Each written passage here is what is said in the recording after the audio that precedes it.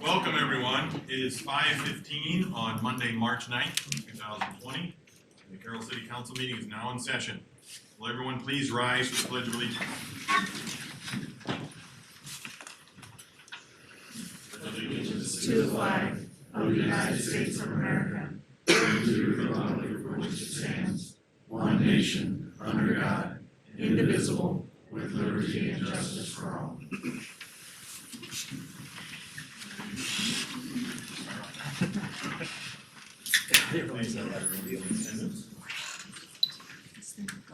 The first item this evening is the consent agenda, which is approval of the minutes of the February 24th meeting, approval of bills and claims. We have 5 licenses and permits, which includes a renewal of a Class B beer permit, which includes wine coolers with Sunday sales for Godfather's Pizza, the renewal of a Class C beer permit for Carroll Can Redemption, the renewal of a Class E liquor license with Class B wine permit carryout wine, which includes native wine, and Class C beer permit with carryout beer and Sunday sales to Casey's General Store number 3082. We also have a renewal of a Class C liquor license with Sunday sales, Carroll Moose Lodge number 273, and then finally a renewal of a Class C liquor license with Brew Pub, outdoor service and Sunday sales, Carroll Brewing Company. We also have a firefighter resignation and appointment, and the sale of surplus city property. Is there any discussion with regards to items on the consent agenda? Seeing none, I'll need a motion to approve the consent agenda. So moved. Second. We have a motion and a second. No other discussion, we'll go ahead and vote, please. Base? Yes. Dirks? Yes. Fleshner? Yes. Haley? Yes. Cots? Yes. Seaman? Yes. Thank you. The next item on the agenda is oral requests and communications for the audience, from the audience on items not on the agenda. Seeing none. The next item is proclamation for the 2020 census. And it states for the city of Carroll, whereas every 10 years the U.S. Census Bureau counts residents across the country, and April 1st, 2020 is nationally recognized as Census Day by the United States Census Bureau. And whereas a complete county ensures accurate census data that is critical for government programs, policies, and decision-making, which including federal representation and the funding of programs. And whereas the information collected by the census is confidential and protected by law. And now, therefore, I, Eric P. Jensen, Mayor of the City of Carroll, on behalf of the City Council, do hereby proclaim April 1st, 2020 as Census Day in Carroll, Iowa. Encourage all residents to support the census takers as they help our community complete an accurate count. We'll sign that. You have the original here. Okay, thanks. The next item on the agenda is under ordinances, and it's the Rolling Hill South condominiums. And Randy, please. Thank you, Mr. Mayor. The public improvements in the Rolling Hill South condominiums have been completed by the subdivider. Those improvements included sanitary sewer, water main, and roadway on Westridge Drive. It's actually a cul-de-sac. Those improvements have been reviewed for acceptance and future maintenance by the city. And unless there are any questions, I'd recommend your consideration of acceptance by motion of the public improvements and passage and approval of the ordinance establishing street grades on Westridge Drive cul-de-sac.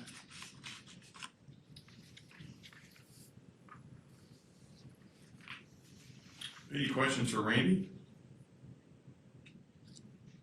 So the first item there on there, we need a motion to approve the public improvements in the Rolling Hill South condominiums for future maintenance and repairs subject to the maintenance provisions of the surety bond. So moved. Second. There's a motion and a second. If there's any other discussion, we'll go ahead and vote. Dirks? Yes. Fleshner? Yes. Seaman? Yes. Base? Yes. Haley? Yes. Cots? Yes. Motion is approved. And then on the ordinance we probably have to approve the first reading of the ordinance to establish the grades on West Ridge Drive cul-de-sac and Rolling Hill South condominiums. We can waive the second and third reading also. And I don't think there's gonna be much more on that. I'll need a motion for that purpose. There's a motion and a second. If there's no other discussion, we'll go ahead and vote, please. Fleischner, Yes. Dirks, Yes. Base. Yes. Seaman, Yes. Haley. Yes. Cox. Yes. Motion is approved. And then I need a motion to adopt the ordinance. So moved. There's no other discussion, we'll go ahead and vote, please. Seaman, Yes. Fleischner, Yes. Cox. Yes. Haley. Yes. Base. Yes. Dirks. Yes. Ordinance is adopted. Thank you. The next item is under resolutions. And this will be the $1,505,000 general obligation capital loan note series 2020A. And Laura, please. Thank you, Mr. Mayor. Mayor and Council, tonight before you is the next set of proceedings to finish up the debt issuance process. If you recall the last council meeting, we approved a resolution directing the sale of the capital loan notes to BNY Mellon Capital Markets of Pittsburgh, Pennsylvania, with a true interest cost, or excuse me, true interest rate of 1.22%. As a reminder, these debt proceeds are being used to pay for street improvements and a new fire pumper truck. With this is the information is we're approving the UMB Bank as our paying agent. They'll pay the debt issuance to the bond holders or the capital loan holders when those are due. And then we're also approving the resolution, or the loan agreement, which also approves our tax exempt certificate and our requirements for the continuing disclosure certificate. These are not new requirements with a debt issuance like this. These are things that we've done in the past. It just requires council approval. So if there are no other questions, I would recommend approval of both of those resolutions. I think with Susan Gerlach here, that was pretty self-explanatory the last time we had all those answered. If there's no other questions for Laura, I'll need a motion to, initially we need a motion to approve the UMB Bank NA of West Des Moines, Iowa to serve as the paying agent, note registrar and transfer agent, and approve the paying agent and note registrar and transfer agent, and authorizing the execution of the agreement. So moved. Second. There's a motion and a second. Is there any other discussion? We'll go ahead and vote, please.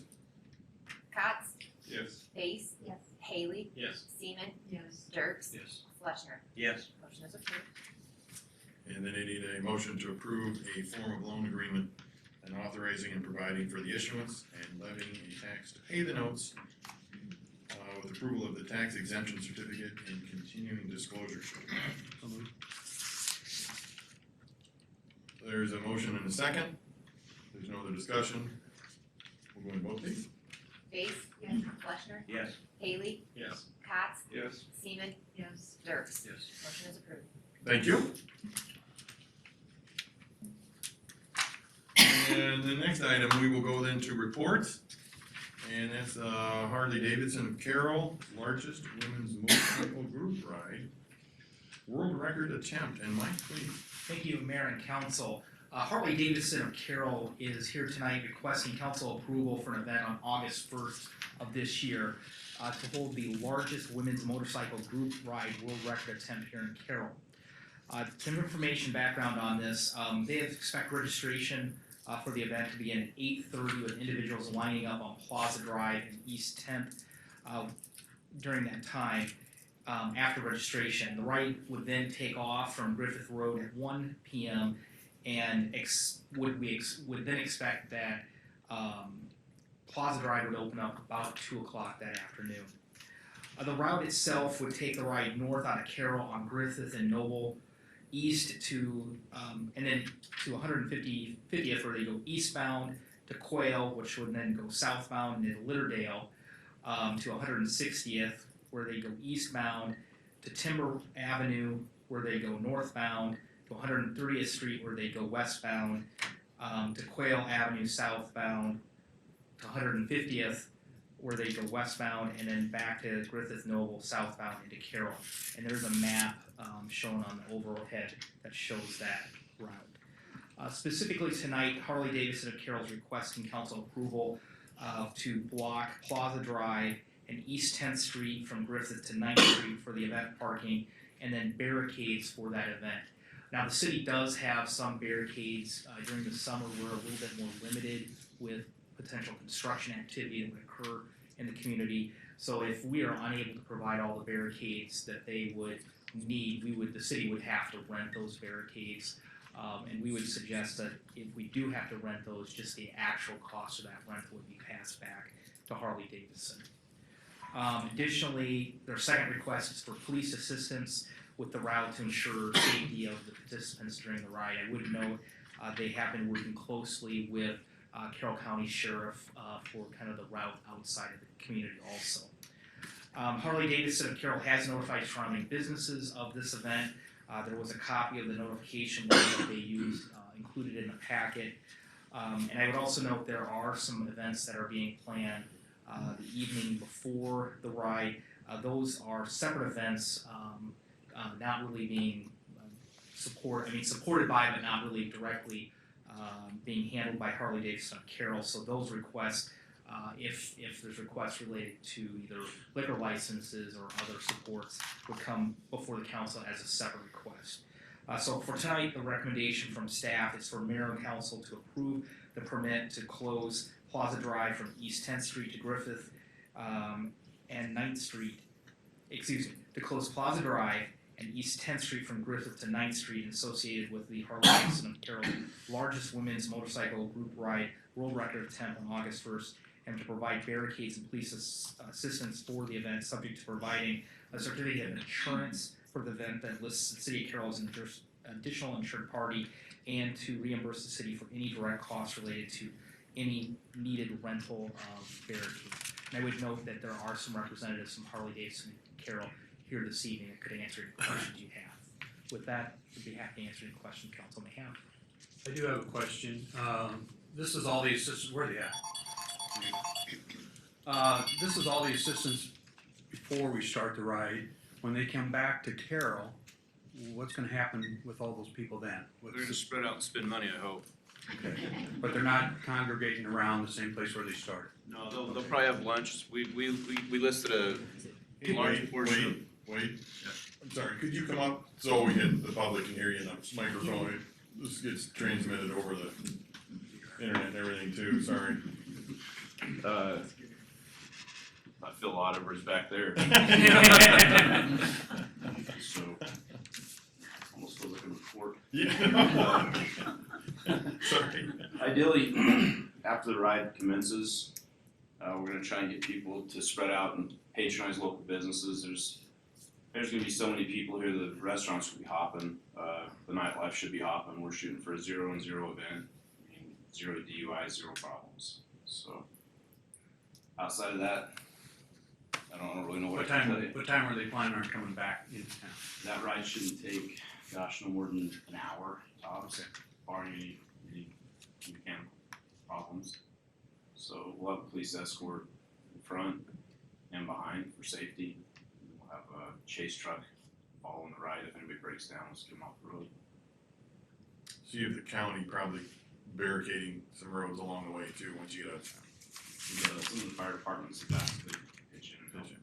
So I've been kind of keeping in communication with the chief of police and the sheriff, so that's kind of what we're doing. Go ahead. Has the county approved this already, or? We haven't taken the route at all? We haven't taken the route to the. We're not sure if they got any improvement to that, approval that they have to do. They're not gonna close any roads. It's gonna hopefully just flow quickly through there, so, I don't believe that there's gonna be any, road closure requests to them. I'm not sure exactly what they would need to approve at this time. Got a feeling if there's gonna be any issues. The only reason I'm asking is if they, for whatever reason, if they said no, if you guys had a contingency for a different route or different way to do this. Not yet, so. early, we got time, hopefully. We also did, see if there was any road construction along the route, and it was 0. And the state patrol's gonna help with traffic also. Also, the part that wasn't mentioned is, this is a fundraiser for Susan G. Coleman, and our goal is 50,000.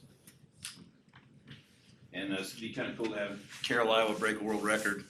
I mean, it's kind of cool. I'm curious, what kind of number are you shooting for to break the record? To break the record, it's going to take 1,186 female riders, and I think we're anticipating somewhere around 2,000 to 3,000 people to show up for the event. I'm sure most ladies' husbands aren't going to cut them loose all weekend, so husbands in tow. Well, good luck. Thank you so much. Yeah, it's a good cause. It is, really. And I'll tell you right now, the national attention this is bringing is really good for Carroll. It definitely puts us in a great light. And a lot of the, like Susan G. Coleman has, they hired a new director, and she raves about Carroll because Carroll is just full of philanthropy. I mean, there's a lot of things that Carroll does that kind of go unnoticed. You know what I'm saying? So there's a lot of positive things coming out of this. Really for life, there's a lot. That was one of the things that was brought up. So, did you have any questions or anybody else? I'm not here for much longer. I always say, I made a comment to Mike when this came forward that, you know, you guys do a lot of stuff out there in the summer, and I think it's pretty well contained. I've never heard of any issues with it, so. Yeah. Okay. Thank you so Thank much you. for your time. Yep, thank you. Thank you for your time. If there isn't any other questions, I'll look for a motion to consider, the approval of a permit for the closure of Plaza Drive and East 10th Street from Griffith to 9th Street in association with Harley Davidson of Carroll's largest women's motorcycle ride world record attempt on August 1st, 2020, and provide barricades and police assistance. And that Harley Davidson and Carroll shall provide a certificate of insurance for the event. And list the city of Carroll as an additional insured property. And that Harley Davidson will reimburse the city of Carroll any direct costs and any required barricades for the event. So moved. There's a motion and a second. If there's no other discussion, we'll go ahead and vote, please. Base? Yes. Seaman? Yes. Dirks? Yes. Fleischner? Yes. Cox? Yes. Haley? Yes. Motion is approved. Thank you. Next item under reports is the proposal openings for Parks and Cemetery Trucks 2020, and Jack, please. Thank you, Mr. Mayor. On February 24th, 4 proposals were received for the Parks truck. We bid them both at the same time. Parks truck pre-estimate was $37,000. We received 4 proposals. The lowest bid received was from Whitrock Motor Company, Carroll, Iowa. It was for a 2020 Ram 3500 regular cab chassis 4x4, $36,687. Trade-in of the Dodge 1500 with flatbed. Again, 2000. So this truck is 20 years old. We hold on to the trucks for a very long time. Only 76,000 miles, a lot of city miles. We did get $1,000 on that trade-in. Total cost would be $35,687. The truck met all the specifications outlined in the proposal except for the flatbed cab protection. We requested powder-coated black. None of the trucks came with that in our bid. So if you eliminate that one item, this was the low bid that met everything else. So again, this is under budget. Any questions with that one?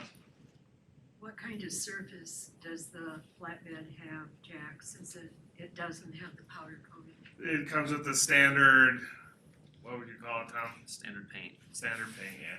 Okay, it's not the polyurethane that was mentioned in the other. No.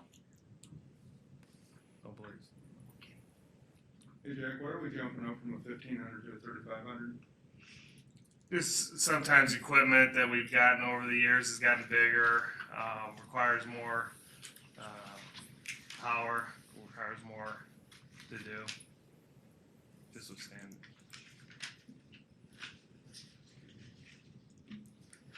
Putting trailers on the back, hauling mowers, different things. We didn't do a lot of that in the past. Anything else with parks? The second one was the cemetery truck. Pre-bid estimate $47,500. We were overbid on the proposals. We received 3 proposals at the time of the bid opening. The low bid that did meet all the specifications. One of the 3 met all the bid specifications. That was the 2020 Ford F550 truck, $53,593. Trade-in of a 2001, 19 years old, 59,000 miles on it, and we did receive $1,000 for that. Total cost of $52,593. Champy Ford was the only one that could offer the powder coat box that we were requesting in our bid. I gave you pictures of the Public Works trucks that did not have that type of paint down on the boxes, but they had sent them off to the prison industries and had that process done on those. And Tom's aware of at least being 5 years old. I don't know if Randy remembers anymore, but it's at least 5 years ago that was done, and those trucks look pretty good with the powder coat paint. So I did attach that.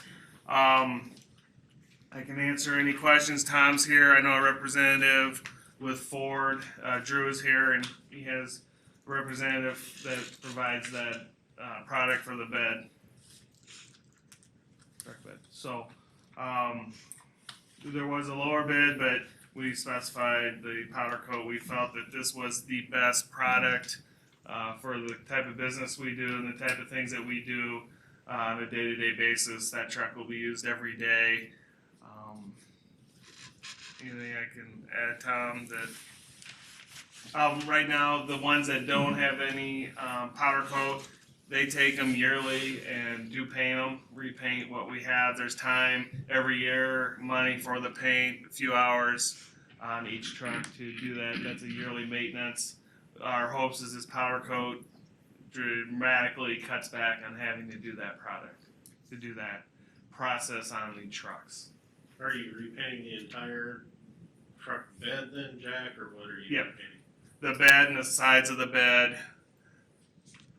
So, And 2 questions. Okay, the lowest bid is $1,200 less than the bid you're recommending. yep. And because it does have the powder coat you like. It's still almost 5,100 over the pre-bid estimate, which concerns me. Sure. But we did receive information from Wittrox about the polyurethane, which I emailed Kevin back and asked him, is the polyurethane on the truck bed of the truck you bid, that is our lowest bid? And tell me, Tom or Jack, sell me on the powder coating versus the polyurethane, because the information from Wittrox is very positive on the polyurethane as far as ease to repair, durability, the cost is very, very good. So what's the advantage to go almost over 5,000 over the pre-estimate to get this powder coating? I don't think the powder coating probably didn't take over the 5,000 though, did it? The bid that you're recommending, if I did my math correctly, is pre-bid estimate was 47,500. Yeah. And then the bid you're recommending is 52,593. So is it worth it to go that high? Well, 2 things. I guess first thing, even the lowest bid, which was Yeah, he's still over. But Yeah, he's- he was still over. He's 1,200 The under 1,200. champion. Yeah, and when I had called Champion, I had asked them for the powder coat painting, how much that was compared to this is standard bed. And Drew, who is here, told me it was an additional $1,500 for the powder coat paint to do that. So that kind of made me think if that was $1,500 less than the $52.93, that would have put us at $51,093. So it would have been lower than Wittrock in that aspect, if you look at it that way. Tom can answer obviously for himself, but I just know he's had a lot of experience over the years with the powder coat, and it feels like that's been a successful product, and felt that this would really help. I don't know, do you have experience with the other product as much? No. No. I- Well, I don't know, would it be worth it to rebid it? Is the cemetery, or pardon me, the cemetery truck? I guess the price tag is bothering me. I think if you wouldn't take Champion Ford's bid, which they followed the specs that we asked, so they're the only ones that did that, then I would say rebid it.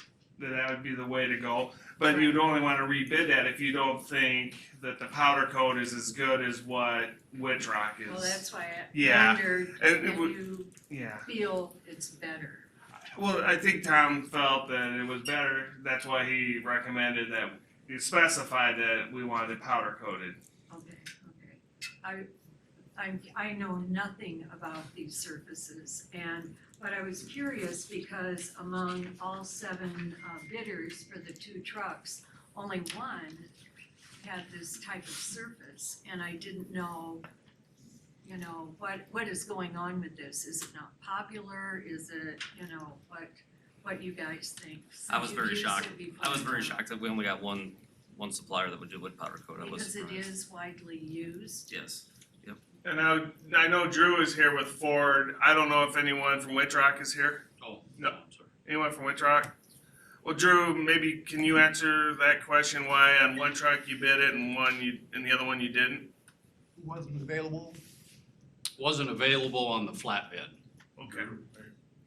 If you're gonna answer Yeah. more questions, just have to come up. please. Yeah. Can you come up, please? Sure. Just introduce yourself. Absolutely. Talk to the microphone Thank you, guys. for everybody that's not Thanks, here. thank you. Sorry. Thanks. I'm Drew, Beagle Champion. Tim with Hawkeye Truck Equipment out of Des Moines. Thank you. You wanted to know a little bit about the powder coat. There were only 2 body companies that bid, us and the competition. They were low bid on the flatbed.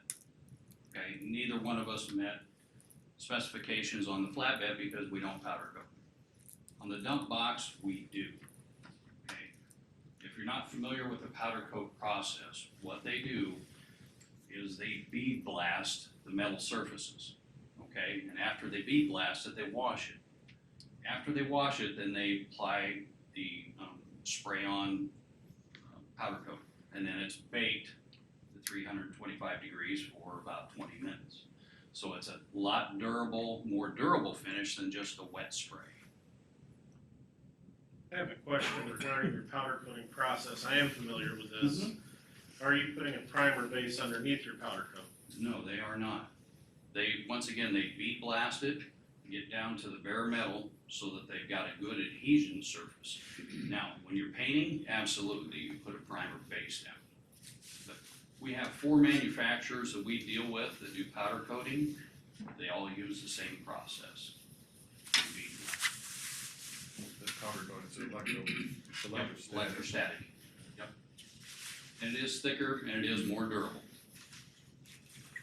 Yeah, I'll be perfectly honest, gentlemen, I sell trailers and I am familiar with powder coat and I am familiar with the poly process as well. And I honestly sell the poly with a very good 2-part epoxy primer as my upgrade. So I do see the value of powder coating, I understand it, but I don't see an appreciable difference in the 2 products. I've had them side by side and beat them up. I know what they look like. Sure. And it all depends on the manufacturer, whoever they're using. I know of body shops that do a nice job on their paintwork as well. So there's good and bad. Do I feel that if you can powder coat a lot of components that are gonna be out in the weather? Absolutely. That's my belief on the product. The units that you're painting every year, is that it, Tom? How often are you painting the other used units? The ones that the parks paint every year, the flatbeds every year. What do they have on for a finish? Just paint? Yeah, just standard Do you have paint, anything with polyurethane out there? not that I know So of. we have no way of comparing this at all right now. I sell a lot of equipment to the city of Carroll through the Public Works Department. All your snow plows, your wings, all the orange items on those trucks are all powder coated. The last two dump bodies that they got on the medium duty trucks, the Internationals, they're powder coated yellow. So, and once again, haven't heard of any problems.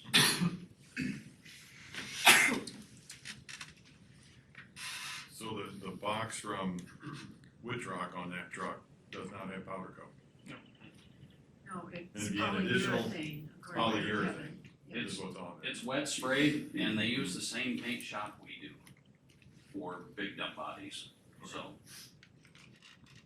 Wait a minute, I thought you said your dump bodies were powder coated. Big dump bodies. Now, all right, let me verify. We got small ones like Parks Department. We have medium duties like for what is on your municipal trucks. And then we also have the large tandem axle dump bodies. Those are too big for any powder coat booth. Gotcha.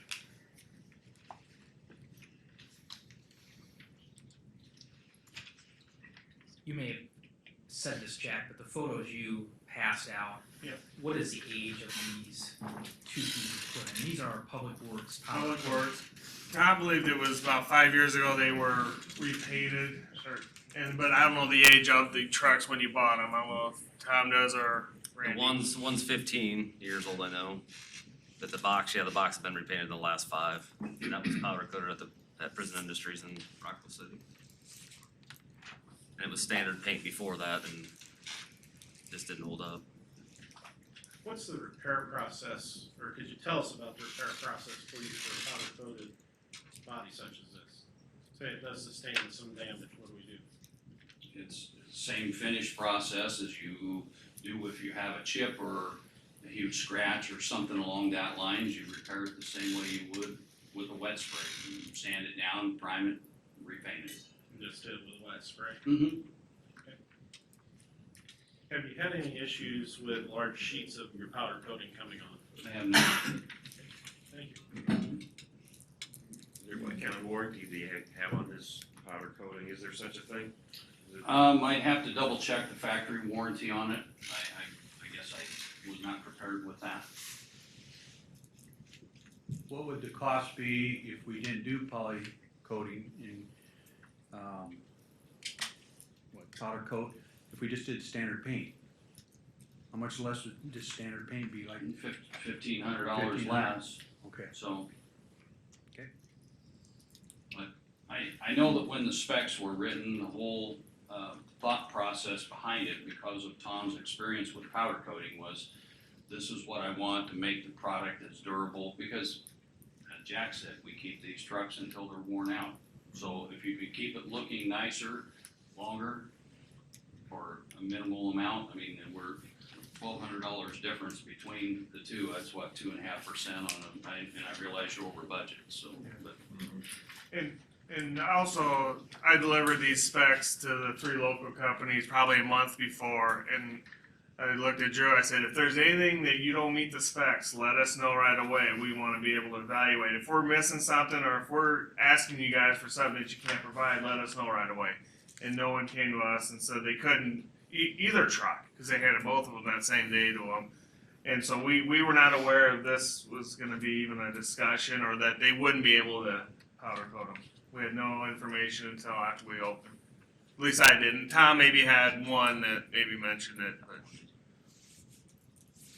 And your Dodge dealer, I had 2 calls into them so that I could give them a price on my product, and did not get any calls back, so.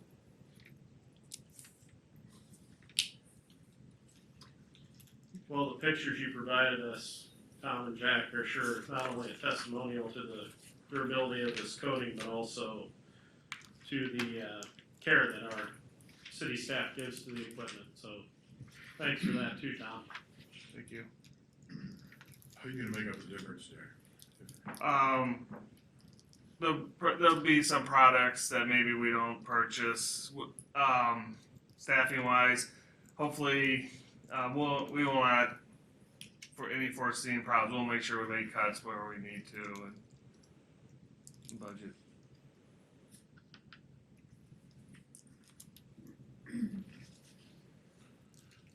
Any other questions for John? I have one.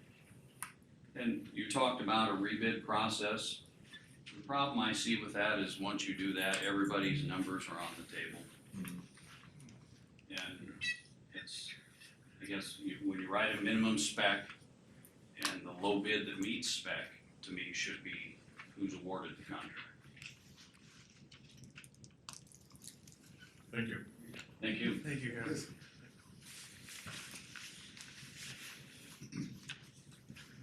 Are there any other questions for Jack? I mean, I can do these two, we can do these two separate if you want, which would probably be the best idea. So the first one is approve the proposal from Woodrock Motor Company, Carroll, Iowa, for the total bid price of $35,687 for the parks truck. Second. There's a motion and a second. Any other discussion? Now, go ahead and vote, please. Cox? Yes. Jerks? Yes. Seaman? Yes. Fleshner? Yes. Haley? Yes. Base? Motion is approved. And then I need a motion to approve the cemetery truck and accept the proposal from Champion Ford, Carroll, Iowa, for the total bid price of $52,593. So moved.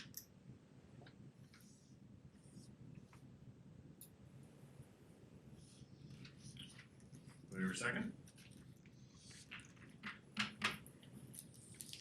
Going once, going twice. I do not have a second, so we will have to probably go back and rebid that. Can't get a second on it. We'll have to wait on the cemetery truck. Okay? So I had a question on that. So being a dealer, are we gonna get notified even outside of? Oh yeah, come on up to the microphone, please, yeah. Give us your name, please.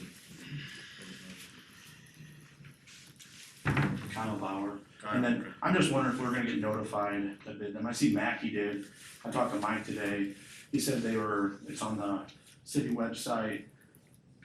Even being a Carroll, it's not like I'm looking at the city website all the time, so I don't hard time believing Mackie's seen that on there. Mhm. So that's my struggle with it, Sure. especially being from the city of Carroll. McLaughlin family being from the city of Carroll and all the taxes they pay. Not saying that I should get it because I'm local, but at least have a chance to bid it. I think sometimes we have that process where we'll send stuff out, but sometimes we don't get everybody. I would let Jack know from here going forward that if you wanna be notified, Correct. that's probably the way to do it. Yep. We try to do it just about as standard as everybody else. Yeah, no, I understand that for sure, so. But, no, otherwise, I think Jack would be more than happy to talk to you. Okay. Okay? Sounds good, thank you. Kyle. Yeah. All right, with that,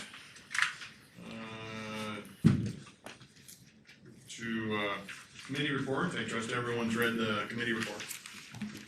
I have no comments this evening, any comments from council? Any comments from the city manager? Okay. The next item we have is the rental housing code work session, which I gather everybody else is here for. So basically with the work session, usually what I do is, for the council, this is for the purposes of the council to be able to discuss things.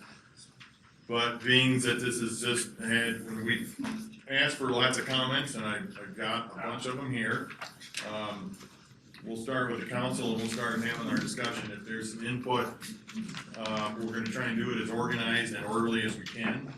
And we'll take some from this, from the public.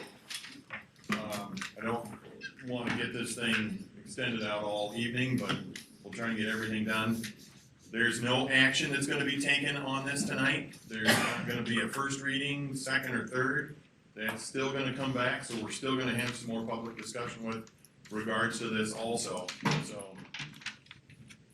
With that, we'll get the, work session started, and Mike, please. Thank you, Mayor and Council. At your your February 10th meeting, Council did elect to continue discussion on the rental housing code in a work session. And at that point, they did ask for the public to submit comments. Staff did send out requests for comments, and we asked that they be submitted by the 27th. We received a number of comments, and they were included in the packet. I would also notice after the packet went out, we did get contacted by one individual whose comment wasn't in the packet. We did find that was inadvertently sent to an incorrect email, why we didn't get it, but that's been distributed to council, and I have incorporated their comments in what I have in the overhead for this evening. So staff did go through all the comments, general comments, we did not really address, but they were included in the council packet. If there was a code-specific request or comment on the code, we did incorporate that in this version that you'll see this evening, and it was included in the council packet. In some cases, we made staff comments, sometimes we did not, we just listed, but we always listed the comment we received. So we had one concise document that could kind of follow through all of the comments we received. So with that, I guess what I would recommend to council is we start at page 1 and just work our way through. And if council has questions or comments on any individual page, we can stop and then have that discussion. So with that, I would say with page 1, we had no public kind of suggested changes. I guess, is there any council discussion on page 1? If not, I would say let's move to page 2. Most of these are all definitions of everything. Correct. Which is generally, I think, how ordinances and laws are formulated from the beginning, if I'm correct. Definitions at the beginning. Yes. Thank you. Page 3.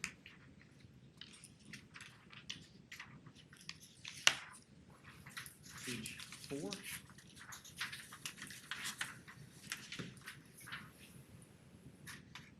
Page 5.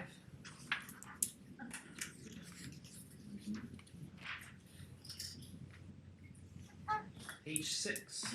We're starting to get into some of the comments. Again, I'm not going to go through every comment. I would say if there's a specific comment or concern, we highlighted with a total of 120 comments, and we talked about each individual one. It would take quite a bit of time. So I guess, is there any specific comments on page 6? I have an overall question. Who, come up to the microphone, please, and I'll need you to state your name.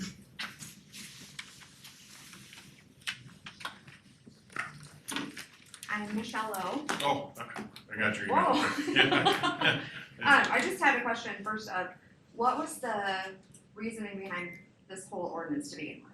Was it safety, was it looks, was it like, what was the idea behind this? Cause I guess all of this stuff in here, I don't feel is one main goal.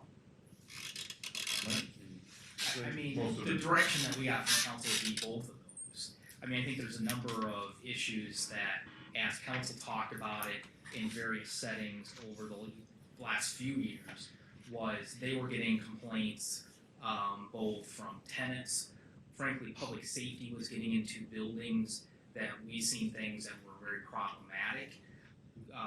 Council was getting complaints from neighbors, from situations and properties, so not just aesthetic, but, or not safety per se, but aesthetics. So I think there was a combination of a lot of issues that brought this to a head. Well, this creates a baseline of expectations of both landlords, tenants. It creates a base code that we can use for enforcement as well. Which I am a tenant in Carroll. I rent from, a couple here in town, and also I'm a landlord for Lumpkin's properties. So I guess I see both sides, but as either one of them, I just feel like this is not the way to go. I mean, some of these things in here are just, that's why I asked if it was safety, whether they have wall hangings or curtain hangings, like what does that have to do with the city and what you're trying to provide for us? Cause that kind of stuff is gonna raise my rent through the roof, and I'm not gonna be able to afford it. And, that's, I don't think there's a lot of tenants here because they don't know exactly the cost behind all of this and what it's gonna do to the landlords in order for them even to break even at the end of the year. So that was that will help going forward on really, I guess, what it's gonna be used for. Correct. I think one of the other key issues too is there were a lot of complaints about a particular apartment complex. We had no way of being able to go in to do anything with it. And that finally came to a head just about 4 or 5 years ago when the USDA inspector came and spoke with the previous city manager to revoke their HUD housing permit. But So how did they have a HUD housing permit though because HUD does inspections every time a tenant moves in? And this So wasn't, how did that, this wasn't HUD housing inspection, this was actually USDA housing. oh, okay, Different, slightly different program. okay, I was just gonna say, how did they go in there and not see that, But they were, because our fire chief had been called in there several times and made some declarations of this apartment complex, but we had no way of going in to do anything with that. And so that is where some of the onus for this got started. which in that, safety issues where someone's gonna fall through the floor or, something like that, there's, things like But that. it's I not necessarily understand, the but- tenants that we're trying to have safety for, it's the public officials that have to go in there. Right, which yes, Also. that's what I'm saying, I get the basis of it, but this is to the degree where, why is the city government responsible for telling either myself as a tenant or as an owner what I have to do to the inside of my house? Like I said, the wall hangings, the shrubs, the driveways, the windows, I live in an older home, my windows are painted shut. We're not getting screens, we're not getting replacements, and if they have to come, and I'm fine with that, cause I know what I can afford, I know what I can pay, and I know it's gonna take to do those repairs. And if you come in and say that we have to do all of that, and they have to have working windows and screens, and nobody in Carroll's gonna be able to afford the rent. That It's was, just- we had gotten a lot of those questions before, because this has started like 6 months ago, 7 months ago. So with that, more people were coming in and talking about it. They talked with Mike and several of the council people. And that's why we had the open-ended discussion to ask for comments. And so that's what the purpose of tonight is, to go through some of those concerns that you have. And that's why I said in that letter, please come here. Right, yeah, I was Because planning on it, definitely. we're beyond I've always what been you had coming here asked. as on the owner side, Mhm. until I read all of this, and I was like, wow, this is gonna cost a fortune for And that's, my landlords to do, and rental housing in Carroll already is, as a single mother raising 3 children, rental housing is nearly impossible to find. And it's already expensive. and that's So why we- we're going through this tonight, yeah. Okay, perfect. Maybe we can address, I communicated with Michelle and sent her this document. Maybe we can address some of her concerns if we keep moving through. Yeah, Correct. that's fine, and that's Yeah. like I said, in order to go forward, I know a lot of us were just wondering what exactly is the goal behind this. Is Since it you to provide hadn't been here safety? Is before, it- that's why, you Right. raised Oh, your I hand, and I have knew, oh, you had been, okay, well, then, I was trying to be quiet then. I guess when I got your email, I thought that maybe this was all new to you. No, I wanted to go So, over this more so you understood as But on that's both what- sides that, That's what the purpose So, of tonight, yes. that's So why if we it's got all the safe- comments. Okay. Yeah. Thank you.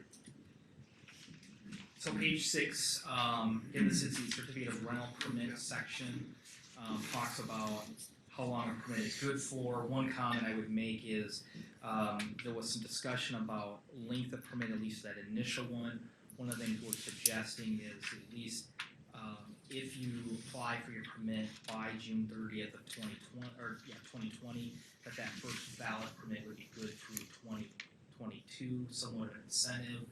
But also recognizing there'll be some startup time for the program. Is there any specific questions? If not, I'll move on to page 7. 7.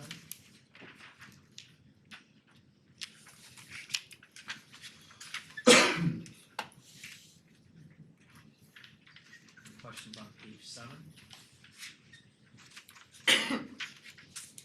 So will we add that maybe in there, add some of that language about the staff remark?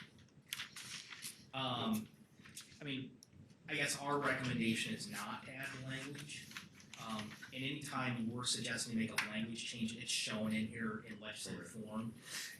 And I guess our general comment is, so the comment that we received was, if an enforcement officer is later than 20 minutes, that they have to work to reschedule. Our practice is, when we schedule an appointment with someone, we keep that appointment with someone. We're not MediaCom, we don't give you a 4-hour window, we give you a specific time that we show up. And we have a very good track record, I know, working with like water You meters. just in did the water particular. meters, yeah. You know, we show up and we say, and we will work with people to find a time that's mutually beneficial. And I think we really bent over backwards, and I think that's what the public expects. They expect that when we have an appointment, we keep that appointment. I'm assuming when that appointment's set, they're gonna exchange contact information. I would hope either party, if they're gonna be late, would notify the other. Absolutely, and that would be my expectation, that if there's some unforeseen issue, and that's not to say that we have a person that's ill and out of the office, if that's gonna change stuff, but you know, we really try to find time, and we're flexible in the workday to find time.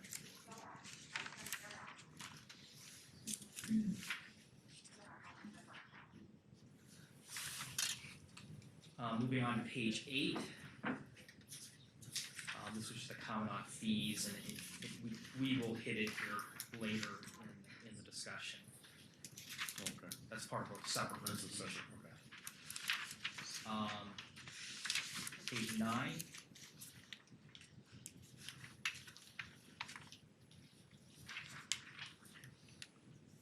So a question I've got, I'm not sure, quick scan comments, I've been through all this, trying to remember what's what. So if a complaint's registered, and code enforcement officer goes up, looks into it, and it's an issue, and determines that there is a problem, this is what you need to do to fix it, we're gonna come back and take a look at it. When they come back that next time, is that considered the first inspection where there's no fee, or is that a re-inspection? You're hitting it now, so we'll talk a little bit about fees. You know, so we do show that there's a reinspection fee. Building permits, for example, there is a general reinspection fee. And, you know, we really work hard. You know, there is re-inspections that occur with building permits. Generally, they're pretty minor in nature. One of our concerns is, as we work with this program, you know, we don't want to have to go in and basically go in and say, well, these are the 10 things or 20 things are wrong with the property. In fact, we think the better landlords are going to have properties that actually don't have issues. We recognize that. And, there's going to be properties that have a lot of issues. As we go to kick this program off, we intend to really have some times that landlords can come in, discuss the issues with the inspector, and really hopefully get a good understanding as part of the checkup, the guidelines we've developed to kind of tell you what are we going to be looking at. So we really want to really work with people and really try to minimize any reinspection. So again, if we get a complaint before we even walk into the property, you know, the property owner is going to know what the complaint is. And so if there's an issue that needs to be addressed, hopefully it's being addressed up front. Now, that may not always occur. I can't give you a great example right now, but if it's a pretty clear evidence that, yeah, this should have been fixed, and yeah, we're coming back for another reinspection, we're probably going to charge a reinspection. If it's a question of, well, is it really an issue, and they want to have a discussion, and we come to a resolution, yeah, this is how you need to address it, we're probably not going to charge a reinspection, if that makes sense. You know, even when we go do an initial inspection, if we go in the unit and there's one issue, we're likely not going to charge a reinspection fee. if we go in there and there are 67 items that are issues, well, we want to evaluate everyone's time, and why are we coming back again? And we don't want to be the first go-to on a review on a property, if that makes sense. So that's kind of the philosophy, and you'll see some of the staff remarks, that's the philosophy we're looking to go into this. And really what the basis of that question was, and when I was going through these, looking at from a landlord's perspective, if they had a tenant that was being malicious and calling, I don't wanna see landlords getting charged because the tenant wants to be nitpicky on something, and we go and constantly have to call them back, I wanna make sure there's protections for landlords in there as well. And there is also, there was a couple comments that they may run across here later that really talked about, for example, one property owner had a situation where their tenant has two different heat sources. One's a boiler heat that the property owner pays for, one is a baseboard heat that's electric that the tenant pays for. Well, this does not say who's responsible for paying for heat. It just says that there has to be a heat source that can get it to a standard temperature.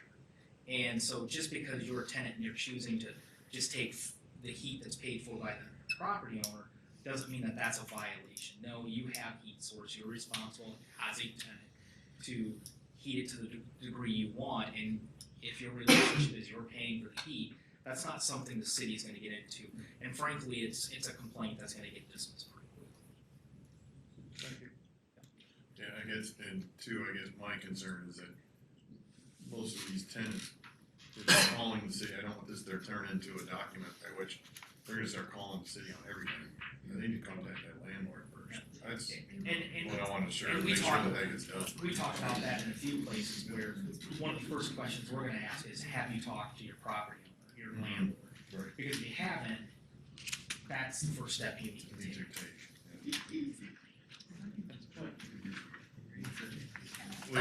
I'm Leo Castrovars.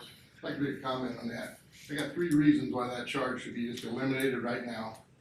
Mike just said before, we more than likely won't charge that $35. We more than likely won't charge. That's just more than likely. We're banking on more than likely. The reason, one reason is right above the checklist we've got, it says, it's impossible to list all violations. The list is just a guide. So there may be things that we don't even know about in the code, and we're gonna be called back and rechecked on, and we're gonna pay $35 because we gotta be re-inspected. And that's in the code, we gotta be re-inspected. That maybe we won't, maybe we will. Okay, and many of the codes are at the discretion of the inspector. We think we got it done right, we get in there, and it's all okay, the inspector says, oh, we missed something, there's something we didn't see or wasn't on that checklist, we gotta go back for re-inspection, $35. And I don't know if you believe it or not, but some tenants lie to you. One of the first questions is gonna be asked, did you contact your landlord? Well, yes, I did. And our landlord said, huh? We never heard of this before. You're going to do an inspection. We gotta have it re-inspected, $35. If, the staff remark on page 34, it says it several times, just a different way, the staff will work with the landlord at that time. Why make the unnecessary work at that time? Let's get it done with now, eliminate the first re-inspection. Tell us, we have an inspection, if we did something wrong, tell us what it is, let's go fix it, re-inspect it, and we're done. Don't charge us for that second re-inspection, it's just a joke. Why do we want, we'll work with you. I don't believe in working with you, because I don't think it's gonna work. Thank you. Okay, thank you.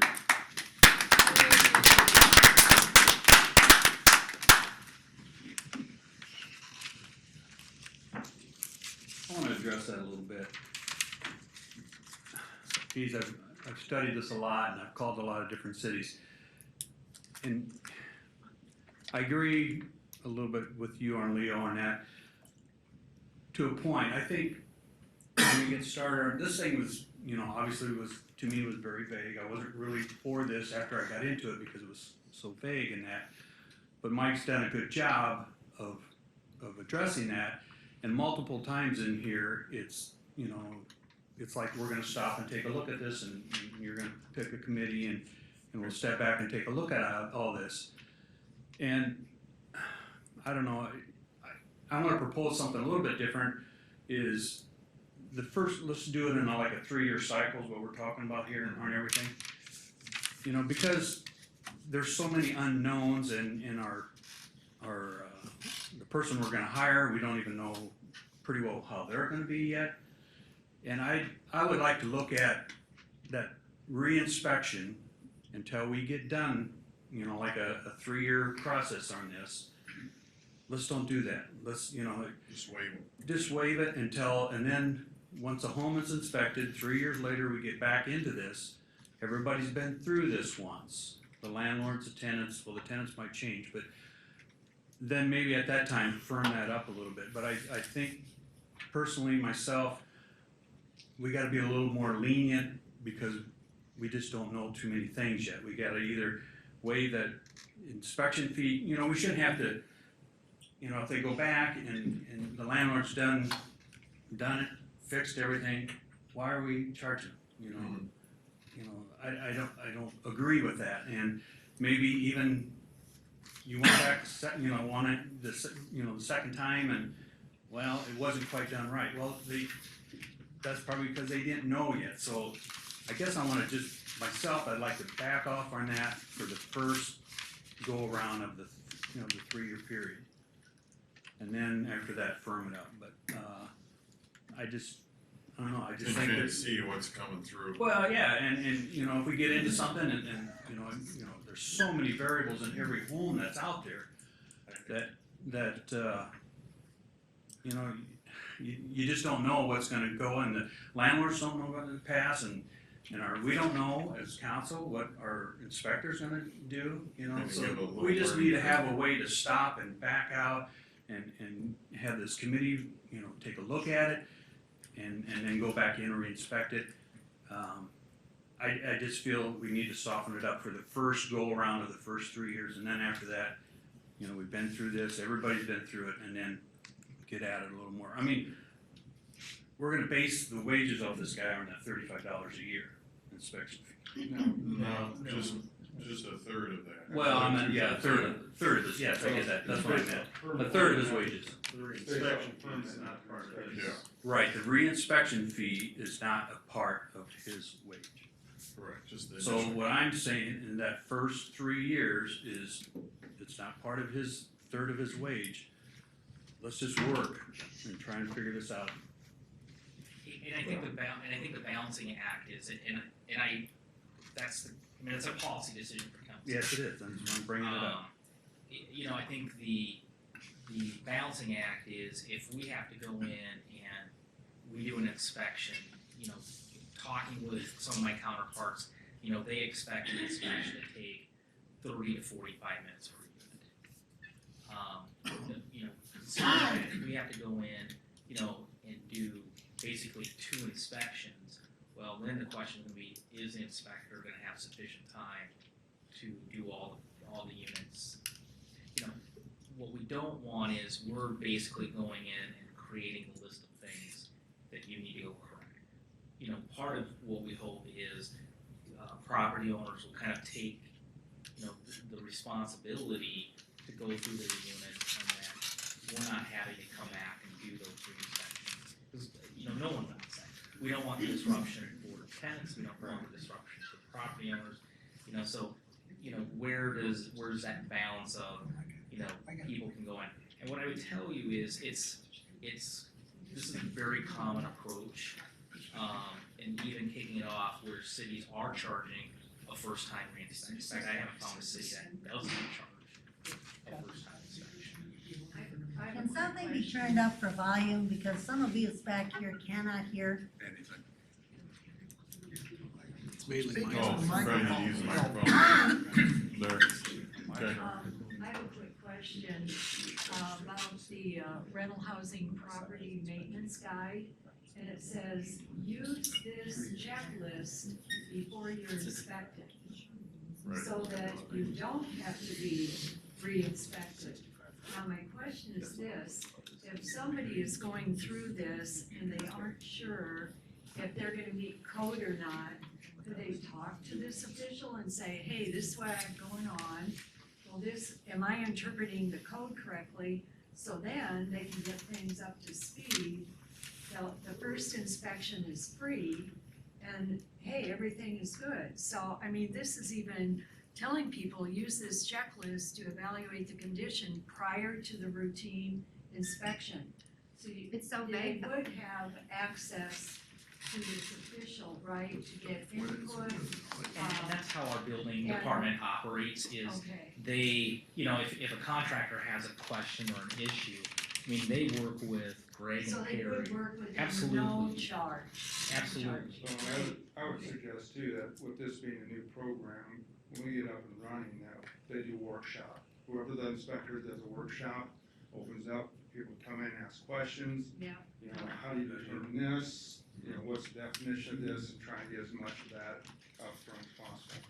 And I think what I'm hearing is that there's a concern of interpretation by the inspector versus how the landlord interpreted the checklist. So I'm actually kind of on board with Laverne. I'd be okay with waiving the first re-inspection fee. I would like to consider coming back with a more stern second re-inspection fee though. This way it rewards those who do well and make it work, and punishes those who do not comply and make us come back yet a second time. One thing I would suggest to Laverne's note is if we were to consider waiving that, the first re-inspection fee, just so we don't hamstring future councils or put them in the position that we're in right now, this decision of writing language of waiving the first re-inspection fee on the first inspection cycle or something of that nature. So we would have fees already established in there, but we would also have protocols for that first go around. To do, like you're saying, use it as a learning experience, a teaching experience. So that would be one way to do it, You or, mean for the first 3-year cycle, Mike? Is that well, what you- it'd be a 3-year cycle, but for each individual landlord would be 1 year. So if for whatever reason a landlord would change hands, maybe in a year, that property you would almost have to look at as, once they have that first inspection cycle, once they come up on their next re-inspection, which should be in 3 years, it's full bore at that point. But I don't know if you'd wanna write it for the first 3 years, or if you do it for the first inspection cycle, in case that cycle changes due to maybe change of ownership or something of that nature in that 3-year period. That makes sense? Or take more time or less. Yeah. That'd be one way we could do it. I'm Margaret Norris. Yep, Margaret. And I guess I'd like to ask a couple questions. In our document, I mean, there was 38 landlords that had signed that one petition asking questions from the council. And, I know in my document alone, I had several tenants, 57, that had signed it as well. I guess, the first question I ask is, when was this person approved, this new inspector? This was first included in our fiscal 2019 budget. So there is another person approved in the budget. It's approved in the budget, we have not hired the position at this point. So $141,000 between the fire chief and the building inspector, and you have 66 building permits, and those two people can't do that job. Well, you're looking at 66 residential permits. Okay. I mean, in the current or the previous fiscal year was actually one of our biggest building construction permit issuances in the last 5 years. I mean, you're only looking at residential. I mean, you look at the commercial side, which actually has a lot more inspections. We're actually busier now than we've been. Yes, this year I would assume that, but the next several years, I find it hard to believe that Carroll's gonna continue to grow. I hope they do, because we're looking for good tenants here. It's hard to find good tenants that have enough per hour wage to be able to afford first month's rent and security deposit alone. So maybe I would challenge you to maybe find more employers that would bring those wages to town. Well, don't forget, there's 2 other tenets to this person's job too. One is code enforcement, which, as people have addressed, you drive around town, you can see infractions. This part of their job is to help with that code enforcement. The other part of it is sidewalk inspections, which, you know, that's something we haven't talked a lot about either, but that's a third of their job as well. So there's only 1/3 of this person's job that would be as a rental inspector. Now, is this person's salary supposed to be, to the point where they're gonna be paying for it through code enforcements, sidewalk and snow? It is basically 2/3 coming from the budget, 1/3 we basically figure from the revenue drawn from this, From, from the rental inspections. okay, 1/3, it's fine that. Yep. What's gonna benefit good landlords, in this ordinance? What benefit is there for us? Creates a baseline. It's, what we're hoping to do here is create a baseline where people have expectations of what they can expect from their landlords, what landlords can expect of their tenants, because there's tenant responsibilities in here as well. But we've been asked several times why we don't go complaint basis only. To do any corrections, to get in and actually look at somebody else, we have to have a baseline, we have to have an ordinance to enforce. And you can't just write the ordinance saying, well, this is for this person and this person. It has to be a baseline ordinance that covers everyone. And We can't enforce it if we don't have it. And I would agree that you need some sort of baseline, so I'm asking you, since July or August, since you started this, how many complaints have there been for safety? We haven't tracked those. Why would you not We track can them? ask. Everything is about data.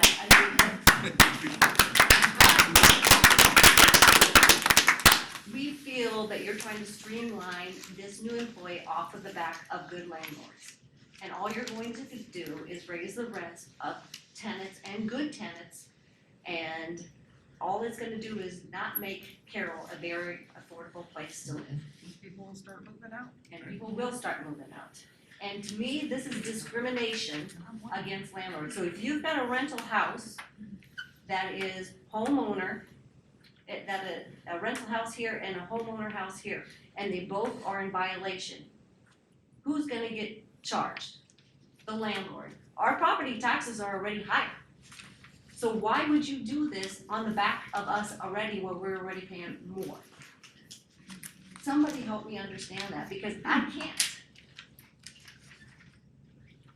I didn't see any comments from anybody here at the council. I guess, all these comments, there was only 2 for that, for this ordinance. One of them had nothing to do with safety. They wanted their unit upgraded as far as brought up to the 2020s. And I feel like saying, what is your rent? Because if your unit isn't upgraded, basically you're paying probably low rent. And the other one was actually in support of us, in my mind, because they wanted both the landlord and the homeowner to have the same penalties. So I guess help us understand this. 38 landlords assigned this. I think it's about the democracy and majority is supposed to rule. I've never seen anybody or any numbers or data that you can supply that says the majority rules. The idea behind this workshop was to go through all the concerns that were addressed. I think even, we did have one councilman with some questions, and that's where we are on this. We're gonna continue to go through. If you have a specific question on a specific page, that's where we're at. This is only strictly just a workshop for about that. Okay. So, Well, then inspection fees. Omaha has implemented this. Their fees for a complex is $125, and that's Omaha. Please take that in consideration. Also, their time period that they're doing this is every 10 years if you pass the inspection. And if this is about rewarding a good landlord, that's the way to do it. Make the term longer and you pay for it when you get inspected and inspected only. Because if it is a bad landlord, if they don't pass inspection, then they have to pay it next year. If they don't pass next year, then they have to pay it again. thank you. Margaret? Margaret, I wanna, Gary question, I wanna say one thing about, you're questioning the difference between tenants, between landlords and owners. There is one difference in my mind. You're a business. You're running a business, a homeowner's not. Okay, so you're in a for-profit business, you have some responsibilities in that case. That is the one difference.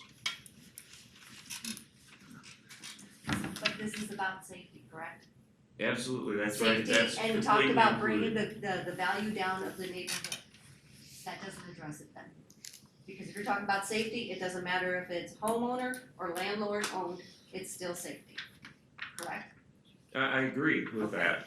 Okay, I'm just telling you that that's one difference that I see between, to answer your question, what's the difference between a homeowner and a landlord? You're running a business, yes. a for-profit business. A homeowner is not. So there is a difference between the two. We're not trying to single out you because you own a property or something. It's because you have responsibilities to the people that are in there. And one of your responsibilities is safety of those people and the people that might have to go in there. Yeah. So there is a difference. Yeah. That's the difference that I see. But we also expect non-discrimination, that we're a homeowner. If you were a homeowner or a landlord, you still have those same ordinances to comply to, whether it be for safety, for firefighters going in. If we comply and the homeowner doesn't comply, who gets in trouble? I'm not following here. If When you you, talk about, as far as safety, if the safety of the firefighters, if something's not correct, if we're in compliance, but the home right next door isn't, who gets in trouble? Are they gonna get in trouble if they don't? No, we get in trouble if we are compliant or non-compliant and they won't, correct? Because we get inspected and they don't. right, but the hope would be, and I think you would be a very good landlord and you wouldn't have those safety issues. No, I wouldn't, but I'm saying if that neighbor right next to me is not compliant, they have no penalty. Not under this, because it has nothing to do with, has to do with. Then that's discrimination. Firefighters is still on stage.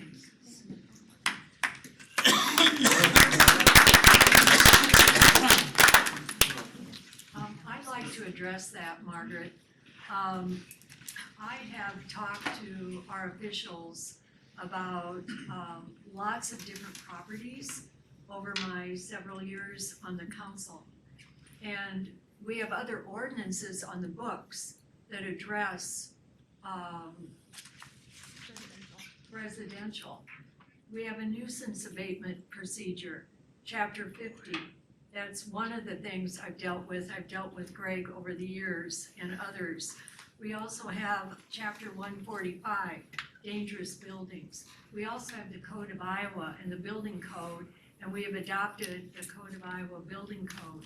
So, and then we, as mentioned in our document, we also follow chapter 4 of our ordinances, and people can be fined and held accountable that way.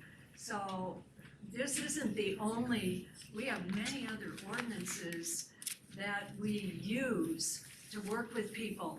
But unfortunately, as I said before, we haven't had the personnel to deal with all the problems.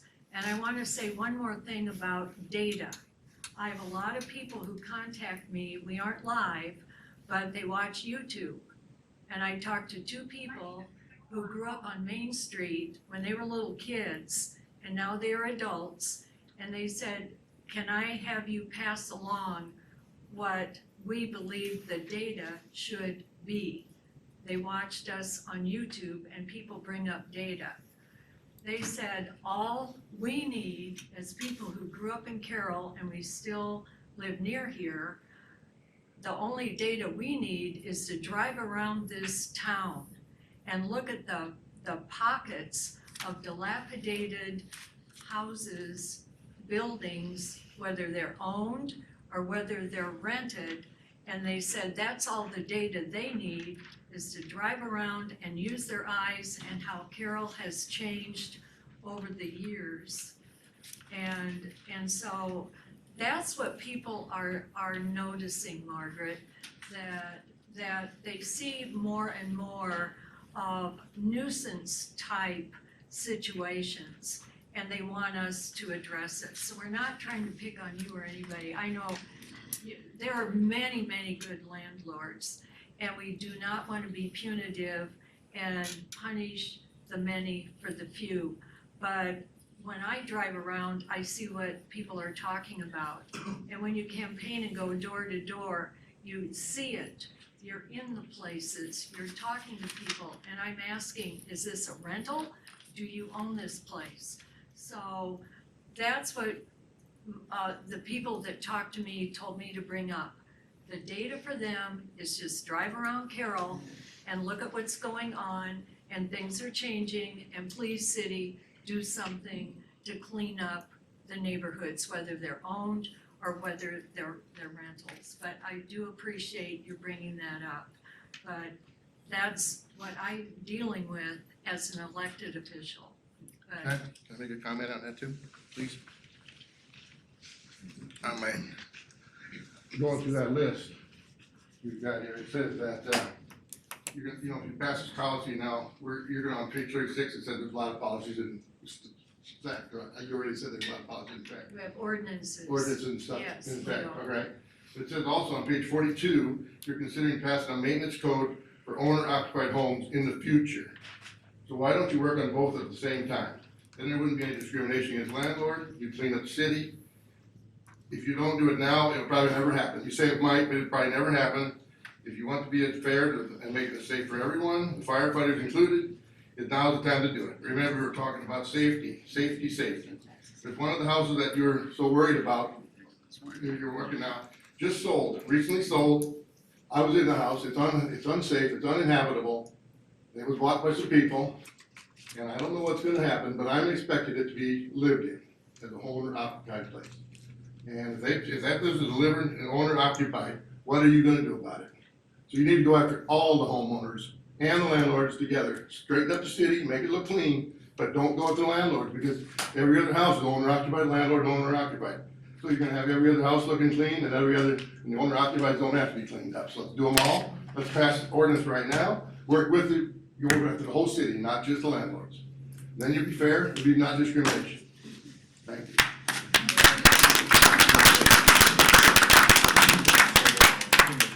You have a question on a particular page? No, I was just gonna make a suggestion on the fees, and I talked to Roberto a little bit yesterday, and I do support what he's saying, because there is a lot of questions about this, and having dealt with this numerous times in the position that I've got with inspections and what the code inspector said, and as I told Mike, the key to this is who would get hired as this inspector and how that individual, he or she, knows how to work with people. One of the suggestions that I would make is that you have free re-inspections, but have something written in, if you insist on having something about it, a re-inspection fee where first, second, third are free, because you can have clarification issues that cause those issues.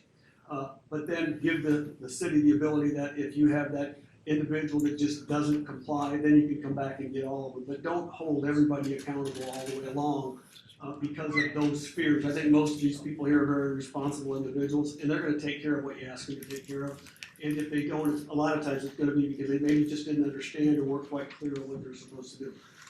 The other point that I would add is we live in a world of technology, and there are so many things that can be done without actually having to go back out and re-inspect them. So I would say to consider what could be done with technology, either taking pictures and sent to say, hey, do I comply, so that you don't have to inconvenience the tenant, the landowner, and the city themselves for that re-inspection for some simple things like garbage disposal, sinks, all types of things that can be done with technology. Thank you. Is there any other with regards to page 9?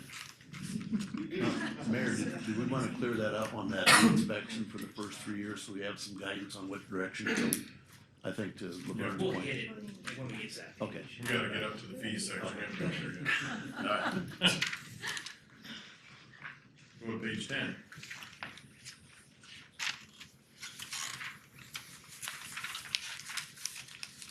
So this was, one suggestion we received comment-wise was, if there's a vacancy that the landlord or property owner may request, but is not required to request, that a city complete a regular inspection. What we have suggested, if the inspection has been at least 20 months ago, that the owner could make that way it doesn't disrupt any tenant that may be in the unit. Certainly, this is not a requirement, it's just an option to allow an earlier reinspection. So we added that language.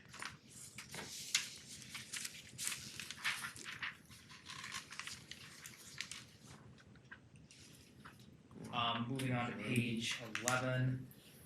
Hey Mike, real quick on that, would that then start the 3-year time hack again, or would? Correct, so if that reinspection occurred, that would then start the new 3-year cycle. So, you know, if, let's say, 2 years into it, yeah, they would have an additional 3 years, so it'd be like 5 years from the first inspection. Yeah. So I have a question. What's the point of the 3-year and re-inspection? If you go in and say we do initial ones on all of them and wherever everyone finally gets where they're supposed to be, and then after that, then we can do it complaint based, right? Then we go, people call and say there's a problem or an issue, and we have the ordinance intact. Why do we need to go back in 3 years again and re-inspect everything? So what cities have found, I mean, this is kind of a best practice that's out there. If you look at most ordinances, and certainly there's outliers and different ordinances out there, but most ordinances we've looked at is a 3-year reinspection. In part, you have tenant changeover. I think some And what does that have to do with the safety of the unit? because tenants can cause issues in a unit. So I think some of the photos Well, that we're were definitely actually, gonna report that, like that on our side. I You think know, some of the photos in here show that yes, tenants can go in and cause and create safety issues, and are those getting corrected? So this is I mean, if you actually step back, if we were a town of 15,000 in Iowa, this actually wouldn't be a question. Iowa requires cities of 15,000 or more to have rental housing inspection on a periodic basis. So that's what this code does. It's modeled after a lot of different. And I think what you're finding is, especially in current generations, moving to more rental property, actually millennials like to rent more than to own. So you're seeing more rental properties. So that's why you're seeing communities like Lynn, Coon Rapids, Halber, communities a lot smaller even than Carroll are adopting rental housing codes because there are issues that are occurring in communities. So Carroll's not the first to this by any means. No, I'm not saying that. I'm just asking for an explanation, just behind what and the state law reasoning says, is. especially for communities, when they adopt a rental housing code, if you're under 15 permissible, you're supposed to do it on a periodic basis, and that's the periodic basis that at least we're recommending in council. Right. So just one comment, Mr. Chairman. So with all those other ordinances that you talked about, you know, that you've been a part of, why is a tenant occupied above and beyond the building ordinances that you say we already have so many of? Why is this one go above and beyond all of those that we require for owner occupied homes? Why is it above and beyond? What does it mean? And Why does actually, it if I match can that? maybe go answer ahead. it, because state law says rental housing gets treated differently than an owner occupied. And so state law lays out that if a community is going to look at rental housing, yeah, it gets treated differently, and periodic inspections like this is what the program that you follow.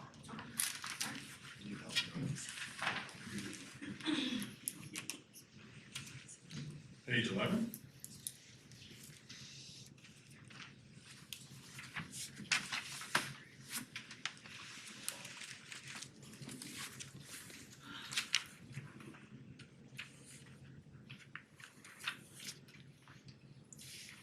Any questions on page 11?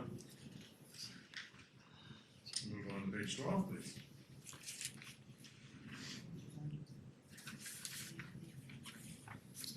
I think in here, I mean, the only thing I would highlight is, I think staff is, I think 30 days is what we've seen in other codes.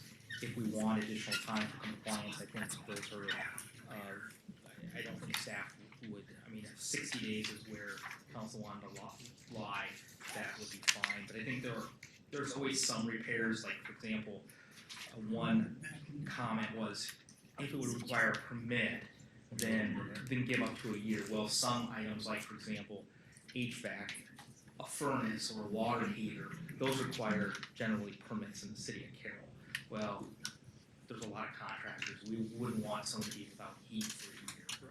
So, you know, I think we really, again, this is one of those areas we've dealt with, for example, a dangerous building here in Carroll, and we really talked about, it's all about communicating. If you have an issue, if you can't meet a deadline, you know, communicate with the city, communicate with staff, and we'll work with you.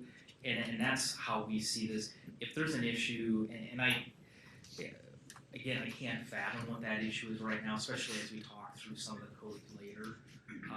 But we really want to work with a property owner. If they can't find a contractor to make a repair that's needed, it's really about communicating. What is your timeline to get it repaired? What do you foresee that, and so that we can work with them. Mike, the following statement again, it says failure to comply with this order, or as it may be modified by appeal. So that tells me if I can't meet it within 30 days, I can contact the appeal board and say, hey, I need more time because of. And I would even say to that end is, if you're communicating, saying, hey, I can't meet the 30 days, but this is a timeline that we can meet with you, staff always has the ability to work with a property owner and to come to some resolution to that end. So if we demonstrated anything with the amount of time it took with Carroll Apartments, how many times we kept, okay, we'll readjust. I think we demonstrate that we have that ability. At this point, I'd hate to put in some hard numbers on it has to be done at this type of, day or month or whatever, depending on how expensive it is. I think you gotta have some, understanding with our inspector in the city, at least for the first 3-year cycle. And absolutely, and again, I think as we work through this, if there's a major issue, for example, one of the issues that's in here saying, if you are having paint issues, and you decide as a property owner, well, city, to address this, I want to re-side it because it's just not cost effective, there's issues. And city, will you give me a year to do it? We're gonna say yes. We're not going to be obstinate and say, no, you have 30 days to fix it.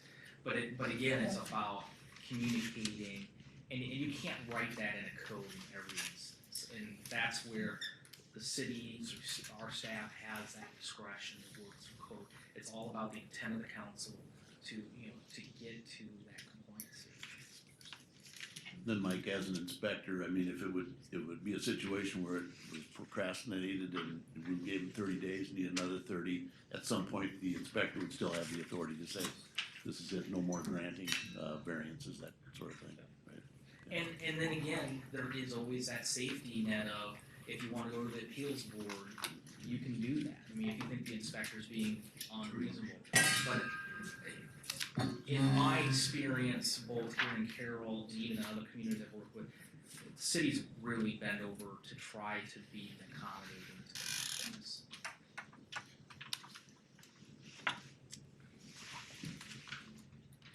Page 13.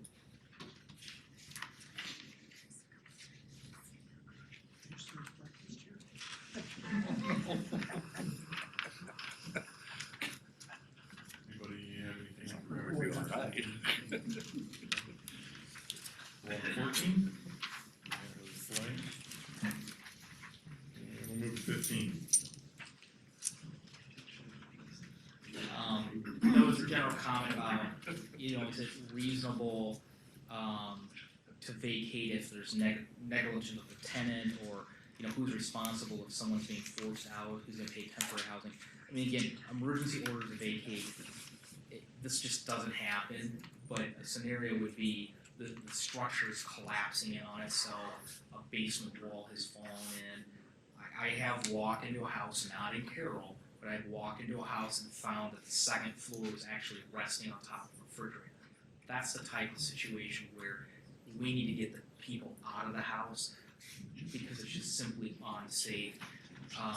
And frankly, the city starts to inherit some liability if we're forcing people out of their home and it's not an emergency situation. So that's where we would work with our city attorney, talk about the situation, and really get their approval before we just engage in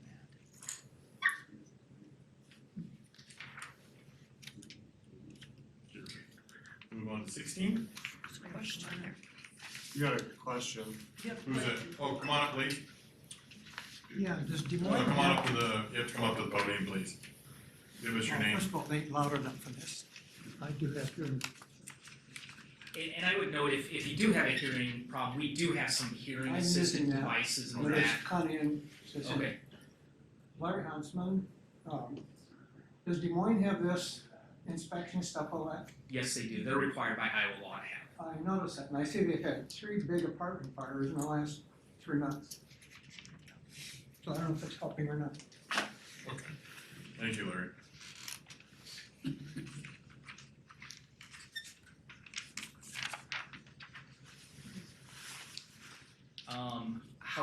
appeal board, you know, there's some different comments, I won't go through all of them.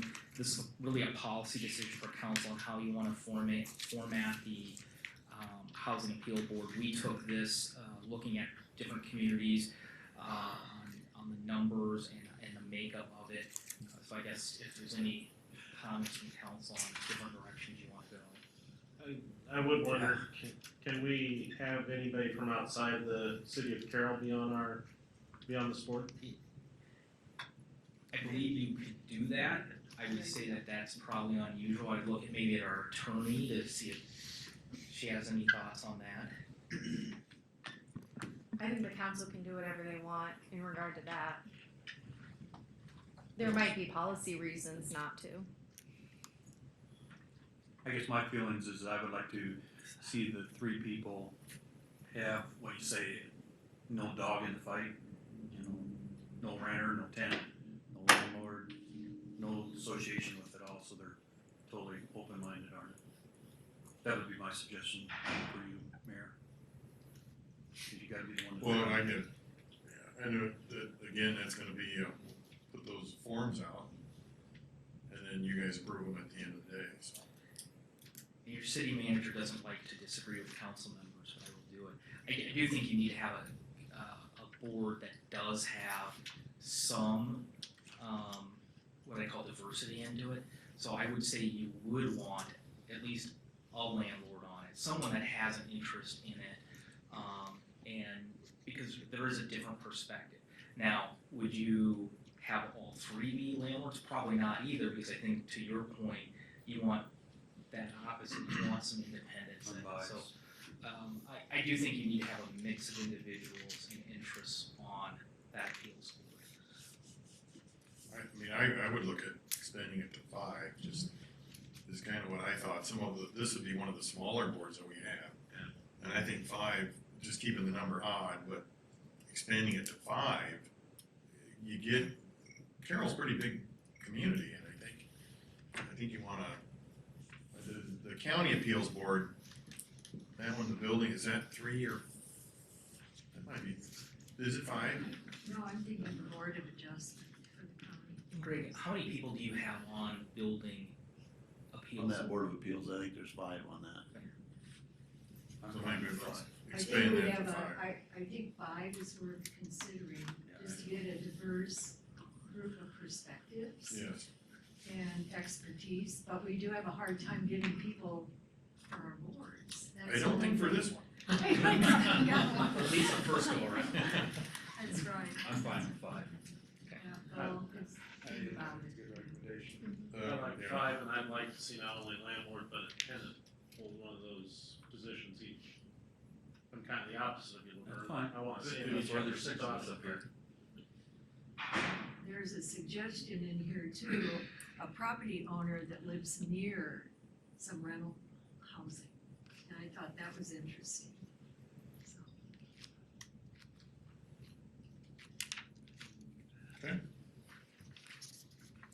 So I'm hearing 5. Is there any discussion on residency requirement? I think it should be Carroll taxpayers I would agree. paying for this. Well, what does Carroll taxpayers mean? So Oh, a resident of Carroll is different than a taxpayer. okay. Well, I'm gonna pick her out. Margaret is not a resident of Carroll, but she does pay taxes in the city of Carroll. So Okay. She's a property owner. owner, Okay, but she's a property owner. Right. yeah, Me, Big time. that's not a bad idea. So, Skin in the game. Yeah. so we'll look at some language. We'll talk with the city attorney about how that can get crafted. But what I'm hearing is you want some, now, I'm gonna ask another question, because for example, we do have some boards we appoint to, some county boards we have members appointed to, but usually it also says that a majority of the members need to be residents of that jurisdiction. Is that some language you want? Like P and Z. Correct. So Right. P and Z, I think that would be good. a majority, actually I think 8 of the members, 7 or 8 have to be Carroll residents, And 1 then or we have 2. one county. Yeah. Okay, we'll look at some language in there. That's me, I'm running that today. Oh, you got it, oh, okay, sorry. Alright. 17, 18. Give me 1 minute. Oh, sorry, yep. No problem. I just wanted to raise the question, just after tonight, what is the process gonna be? I can't stay very much longer and I don't wanna miss it, but I have other things that I have. So after tonight, what we'll do is, we will go back through the comments that we're receiving from council. We will formulate a final draft, and that may be at the next council meeting and maybe 2 council meetings from now. I would suspect the next council meeting will present a final draft to council for consideration. At the end of this evening, one of our questions we have is, how do you want us to proceed? So we need some direction from council, but I would. I was gonna say, are you asking me? No. That's a Okay. policy decision for council. But there'll be at least a first reading at some point, either at the next council meeting in 2 weeks or the one following, which I think is actually 5 weeks. Yeah. Thank you. It just depends on the time to get it all put together. Well, I know, I'm not gonna be able to stay Yeah, till no, that's fine. 11. Yeah.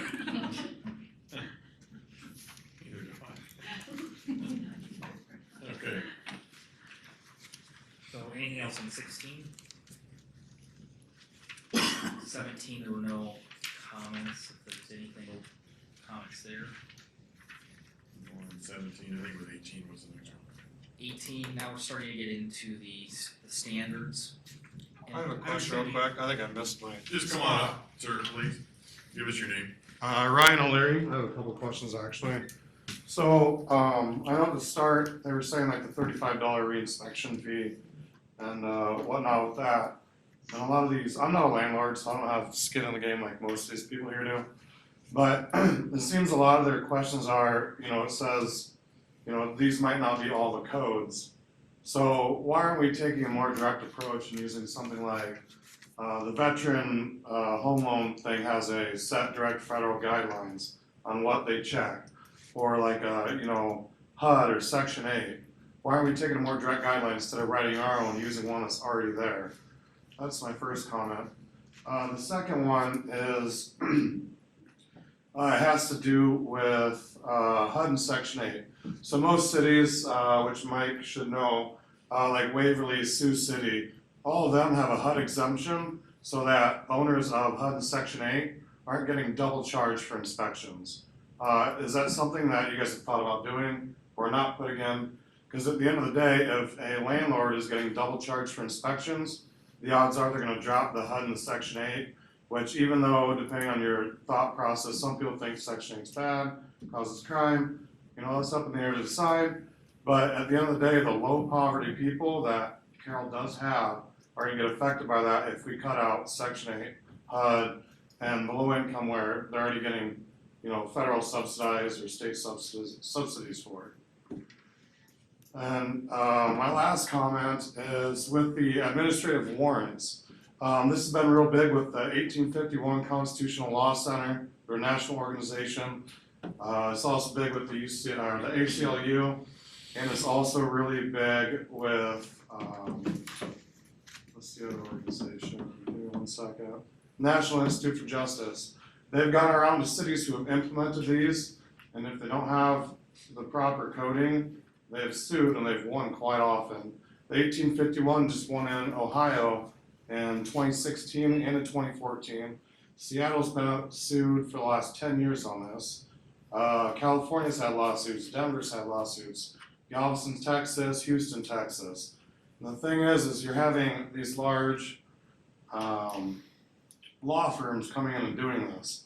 And the main thing is, and that the biggest issue is, and actually the Municipal Lawyers Association in 2013 posted on the newsletter about this, is that when you have an administrative warrant, when a law enforcement official goes with it, their actual responsibilities are shifted away from criminal conduct, and that's where a lot of these cities are getting in trouble for, is either they overstep their bounds, or the fire marshal, or the enforcement person oversteps their bounds on that administrative one, in which case then they start bringing up like the Fourth Amendment for the Constitution, unrightful search and seizure and all that. So who's gonna pay for the training to train our law enforcement to know what to do versus, you know, the criminal versus to the code enforcement side, and vice versa for the code enforcement guys? Has that been brought up for budgeting at all? Training is a component that our staff goes through regularly, and those are, I mean, there's a great U.S. Supreme Court case that Yeah, you have Kamara, really talks you have about, Lee, and there's like 3 or 4 of that them. really talks about the necessity for staff to be trained for the spectrum of stuff. So, you know, we train our staff, we believe that that's an important component. The only reason I ask is because the Supreme Court set a very thin line on what a administrative warrant can do before it goes over to criminal, and it's like extremely thin. And the other issue is the city who's paying for the administrative warrants? Say if every member in the Fairview Apartments or every member in the ones behind Fairway or everywhere else say no, go get a warrant. Does that go on to the tenants? Does that go on to the landlord? Is the city gonna eat those costs? It would be a city cost, the way this ordinance is written. And we haven't budgeted for that at all. It is part of our budget, we do have some of that in there. I'm just wondering, because I don't know if you guys have thought about these steps, because it does happen. The 1851 Constitutional Law Center, they are all over doing this right now. So that's just my thoughts. Good job. To go back to a couple other questions that were asked, you know, why not use a more specific code? We've certainly looked at other codes, including the International Property Maintenance Code. I think what you find is they get very specific, which to a certain extent I can get the thing of, at least we're putting it out there, but I don't think that would really work in Carroll, because we have older homes that we have to recognize, and a lot of those properties actually wouldn't pass a property maintenance code. So that's why you see, and what I was gonna really start talking about in this page 18 is, you know, when you talk about minimum standards, you know, the first one here, an approved kitchen sink. You know, what does that mean? What does that define? Well, I can tell you what an approved kitchen sink isn't. You know, it's not a 5-gallon bucket. You know, that would be one example. You know, we want to use common sense as we're looking at these items. International Property Maintenance Code, sometimes common sense doesn't exist in the 4 corners of a page on those documents. And that's where we really want to work with property owners on these issues. And in the end, there's always that safety valve of if a property owner and an inspector really can't resolve an issue, property owner always has a right to go to the appeals board, and that is a safety net. So to that end, why we didn't pick a more specific code, because I think you're gonna have more issues by going to that type of code. And this is a code that you see in a number of jurisdictions in Iowa. We would not be the first one to adopt very similar language. HUD exemptions, you know, that was one item that the council has talked about in the past. And the guidance, one of the guidances we received was actually from Iowa State University Extension. And they actually said HUD inspections inspect different things and actually recommend not accepting a HUD inspection. That's a policy decision for council if you want to accept that or not. Certainly is something we can. We actually talked with Region 12 Housing, and they kind of encouraged us not to rely on their own inspection process, and they're the ones that do HUD inspections in Carroll. So that's at least why we're heading the way we are right now. But it certainly, if council wants to do that, that's an easy change. I have maybe one word to think about, the approved kitchen sink. That sounds, I don't know, like it's, like we're mandating something, and maybe say a functioning or adequate to the space, whatever, just something, because approved makes it sound like, well, when I'm inspected and you show up, what are you gonna tell me that's been approved? I don't know if that makes sense. Very good. But just something, because down below you say adequate space, maybe an adequate and functioning sink, I don't know, maybe somebody has a better idea. I don't know if that word is a big deal, but I was kind of sanity checking a lot of this with my wife this weekend, and I kind of boo-fooed the kitchen sink comment. She says, well, what is it? And I use my comment, well, it's not a 5-gallon bucket. Well, on page 3, number 32 has a definition of a kitchen sink. So it's, What's in there? yeah, it's, so I thought, how did we miss that definition? We got every other thing under the sun here, so. But it is, yeah. Okay.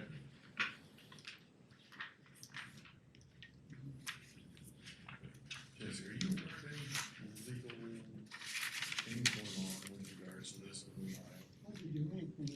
Not in Iowa. I'm familiar with IJ's work in Seattle and New Orleans.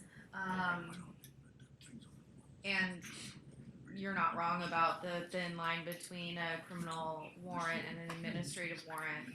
I think the answer is that in the training, you train people to follow the law so that we're not crossing the might be a thin line, but it's clear. And so as long as there's some training in place, that would be critical, I think. Thank you.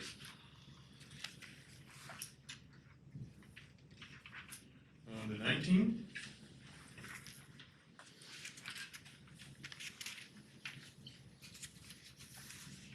We made 2 clarifications, and actually one of these came, so you're gonna start seeing some highlights. This was some comments we received after we sent this out originally, so the yellow highlights are additional ones, but we did make a revision to the definition of exits to make it more clear. So the ground floor always has to have 2 exits. That's generally what's required by code. And then any other floor that includes sleeping rooms would also have to have 2 exits. So a basement, if it had a sleeping quarter, would have to have 2 exits. It can be like stairs and a window, and that would include the second floor if there's a sleeping room. So I hope that clarifies, but that was our intent, that again, the ground floor always has to have 2 exits, but then any other floor that includes sleeping rooms also has to have 2 exits. After a lot of discussion internally, there was no comment on this, but we have deleted the discussion on portable escape ladders. Again, we talk about the different code provisions and things we're seeing, and frankly, that has the potential of creating maybe more issues than it solves. So we've recommended that language be deleted. I got a letter from my insurance company. I gotta put one in because I got no place for my kids to get out of, except the window. So I put a ladder on my house. Yeah, okay. We also deleted information about pathway and slope. Again, we felt it was, you know, if that situation, if we have that situation in the city, you know, again, the inspector can work with that property owner, and frankly, the 10-degree slope may be more of an issue than what we're solving. So again, it adds that flexibility back into the code, we believe. We're on page 20 if there's any other comments.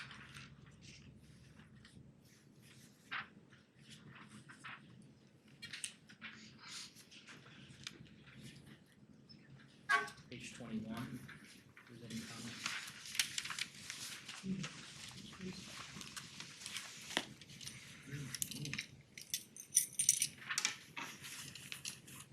Page 22, if there's any comments. This is again a code change that we're recommending from what's been seen, where yes, if it's hung inside the cabinet under the kitchen sink, that would be an acceptable location. Making it clear that you can't put it or mount it above the kitchen ring. One of the comments was, you know, what if, you know, if you have to hang it, that may not be aesthetically kosher. This provides an alternative.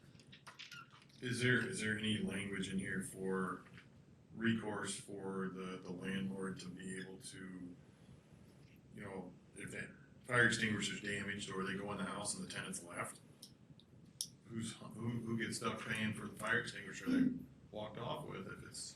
It's a good comment, and we get the concern. I mean, unfortunately, it'd be a civil issue between the property owner and the tenant. I mean, our code's not going to be able to provide a remedy in that situation. Okay. I would counter to say that and we had a few comments of, why does the fire department, we don't want our tenants, in the home with a fire extinguisher, just get out, call 911. Well, I think the first realization is we have equipment that's pretty expensive to roll with volunteers that are coming out, and it takes time to get to that. A small kitchen fire can be quickly put out with a fire extinguisher. That's going to cause a lot less property damage for the landlord, and put a lot fewer people at risk. Now, I'm not saying that if the entire house is engulfed that this fire extinguisher is going to do any good, because it's simply not. I get that. But sometimes providing these tools to take care of a situation, it's a prudent step, we believe. And again, this is a pretty common requirement that you see in rental housing code. This isn't new to us. And I would add that I have a fire extinguisher in my house. The first purchase I made was a fire extinguisher. How much does a fire extinguisher cost? About $15. I mean, it depends on the model you get, but that was about what 30. Yeah. Leo? $30. If you look up on Amazon, $30 for 2.5 pounder. What type is that, 2.5 pound 2.5 ABC? pounder. $30? That's what it was on Amazon. What I are you think that guys sounds a little requiring? What size are you guys requiring? 2.5 pound Yeah. ABC. The problem with that is gonna be, is the fire, they're gonna be pissed off and they're gonna open up the fire extinguisher all over your house and you gotta clean it. And you say take it out of their deposit, and I don't know if anybody's ever taken anybody to court. You take it to small claims court, you win, you never get paid a penny. We have, it's a lot of cost, You never energy get and paid. time, and you never get any of that recovered. Get a So penny then back. The next time you go to run it, you have to kind of figure that in, because you figure they were gonna ruin it too. So, another thing that adds cost to the landlords, which in turn raises the rent for the tenants. I guess my suggestion would be if there's smoke alarms and everything in there, as a tenant, I know how to run a fire extinguisher, I want a fire extinguisher, I want to be safe, so I'm gonna get one. I'm gonna have one for my family. On the other hand, if, that's not a concern of theirs and we have provided smoke alarms, why is it our responsibility to provide that for them? Does the state mandate fire extinguishers? Most rental properties are required to have them. Yeah, and I would say that in a fourplex, if you have one within 75 feet, that doesn't mean like in a fourplex, you can put them in a hallway, that type of thing. Everyone does not have to have them. But I can just tell you in my years with the fire department here, I've had probably half a dozen or a dozen people that have had fires that say if they would have had an extinguisher, they probably could have handled the So fire in situation. multiple dwelling, you can put them in the hallways? Yes. Okay, because we As have long as most it's of within those. 75 foot. I thought it was saying in every unit. No, it gives you that option. It says in here within 75 feet. Okay, sorry. Do they have to be interconnected now, apartments? What's that? Do they have to be interconnected? What are you saying there? Well, if they go off in one apartment, they have to go in apartment two, apartment Oh, three. no, apartment no, four. no, it'd have to be in a hallway, in a common passageway. Okay, you don't, okay. Yeah, if I'm in an apartment, I can't come to your apartment to get the extinguisher. No, it has to be. No, but I'm talking the fire extinguishers. Smoke alarm. The smoke alarms, do they have to be Oh. interconnected? No. Cause I had to do it on my apartment that time. On a newer one, or if you've done renovations to your property, then you have to have them On interconnected. older ones, you won't have to. The new NEC code requires it, but not old code. Yeah. So if you're putting him in for the first time because of this, you would not have him. Right.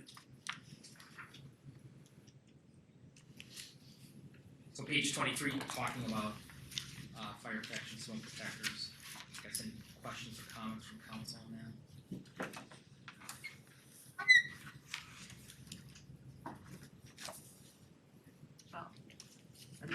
Smoke detectors, I mean, they're $10 a piece. I'm gonna have to install 115.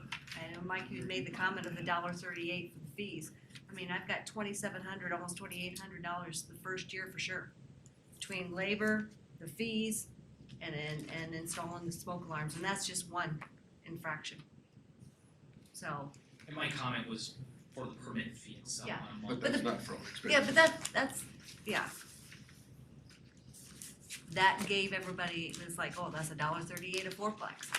A false perception of what this is. Understand. So in the fourplex, you'll have to put four in, one for each. No, Bedroom. 8. Is it a two-bedroom? Even though the smoke alarm is right outside both bedrooms. Is that Iowa code too? No, yeah, that would pass Iowa code. So, yes, correct. So Iowa code says that if the unit was built, July 1 of, 1991, that if it was prior to that, they would just need to have one in close proximity. After that, then there has to be one in each bedroom. So, Yeah, I would speak to that, I guess. I'm a firm believer in smoke detectors and anything we can do, and I think a lot of people have said now that, you know, people steal, they take batteries out of them, that kind of thing. And I know sometimes it's because in the hallway they may get smoke from the kitchen stove or something, and, you know, that's the first one they take out that may not reach the bedrooms. And I just, again, speaking with my experience on the fire department, I can't say enough about smoke detectors and early detection to get people out of houses. And I think it was mentioned there was a fire in Des Moines, and I don't think anybody was injured or trapped inside. And part of that was probably because smoke detectors. And nationwide or in Iowa here, if you hear someone's killed in a house or apartment fire, chances are they didn't have a working smoke detector. So I guess I feel very strongly about that. Who's responsible for that battery? You're responsible as a landlord to provide it when you rent the apartment. And after that, it's up to the tenant to maintain that. And I don't know what good it does, but I think it's in the Iowa statute that if you tamper and disable a smoke detector in an apartment, that can be some sort of a penalty for that. Is anybody gonna ever get nailed for that? I doubt it, but that it is there. Yeah. And I wish there was more I could do to do that. And I don't know if hardwiring is the answer on a No, smoke detector. I don't want that either. Okay. I mean, that's just, I don't know if that's an answer, Margaret, in lieu of, to get them hardwired, so. my original ones were hardwired anyway, but I mean, but they can still take it out. I mean, it just, Well, when they move out, you got a 3-bedroom apartment, you got one in the hallway, you got one in the common area, you got one in downstairs. They move out, you got to pay $25. You can't buy a 9-volt battery for less than $5 anymore. That's $25 every time, and they're always gone. They're never there. yeah. And I've installed carbon monoxide detectors at my expense longer ago as well, just to try and be more safe. I've had them just walk out with the tenant as well. Do you have any suggestions? I mean, I hear what you're saying, Margaret, and I would No, certainly you like don't to- want my suggestion. Well, I'm I just know. gonna say. Well, when they do that, why can't you take it out of their deposit? Yes, you can. You can, but you don't get the deposit after that. Half the time they're already gone, so you didn't get last month's rent. Or they're way over their deposit, and you'll never get it anyway. I agree with the smoke detector thing. I lost everything in a fire early on here in Carroll. So I agree with that. And I wish everything on this code was based on things like that. You know, that we're actually saving someone, helping someone, rather than just, you know, making sure they have enough kitchen counter space. I just, you know, I wish it was based on those type of things that we're really saving people. On safety. Right. On safety. I went to a lot of different websites and called a lot of different cities, and I have yet to find one that does not require in each bedroom. St. Joe had it on their checklist, and it was kind of vague, so I called them and talked to them, and that was just a checklist for the inspector, but they know they have to have one in each bedroom. So we can live with all of that. That's safety, safety, safety. Let's get rid of some of this crap on the outside of houses where we gotta keep our outside clean. We can't have this sitting there, and we can't have that there when the homeowner next to us. I mean, let's be fair then. I mean, I can live with safety. Right. It's expensive and it's gonna be a problem, but it's safety, so I'm not gonna fight that much. I'm just saying, let's get rid of some of this other crap that's not safety. It's just making your place look nicer, because the homeowner should do the same thing. And You guys go after the homeowners equal with us, I'm happy. and reward us for being able to do it, because this new guy, if he has to do all the homes and the rental units, is not gonna be able to do it. So reward people that are doing it right and say at least every 5 years. It doesn't make sense, and you only pay the year you're inspecting. Omaha is 10 years.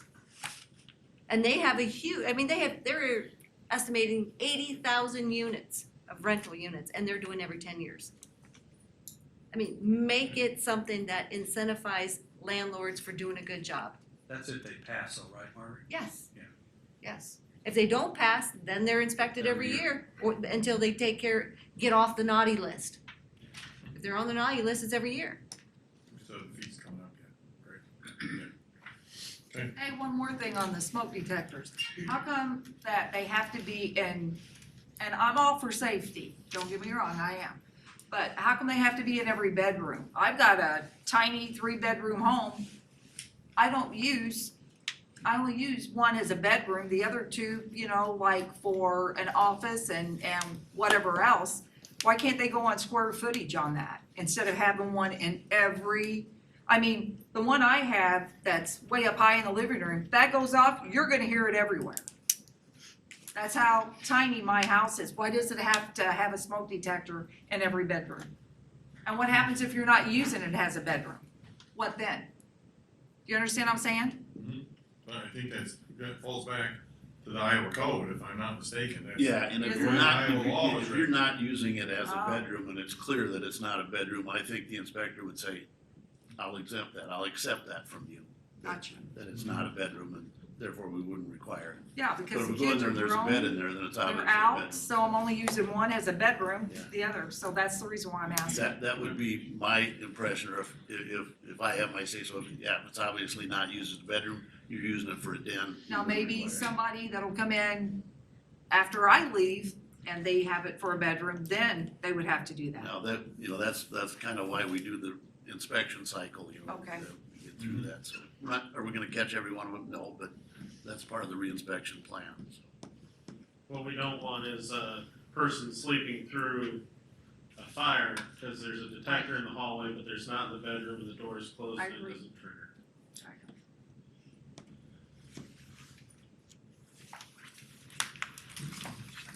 24. And we're on 23 left. And we'll move on to 24. I don't only highlight it because it's come up a few times. I mean, what about shades? Why are we requiring it? I mean, our code, yes, safety is one of it, and it's a policy decision for council, but part of it is kind of being good neighbors to surrounding property owners, and frankly, no one wants to see someone walking around in a unit without shades, for privacy.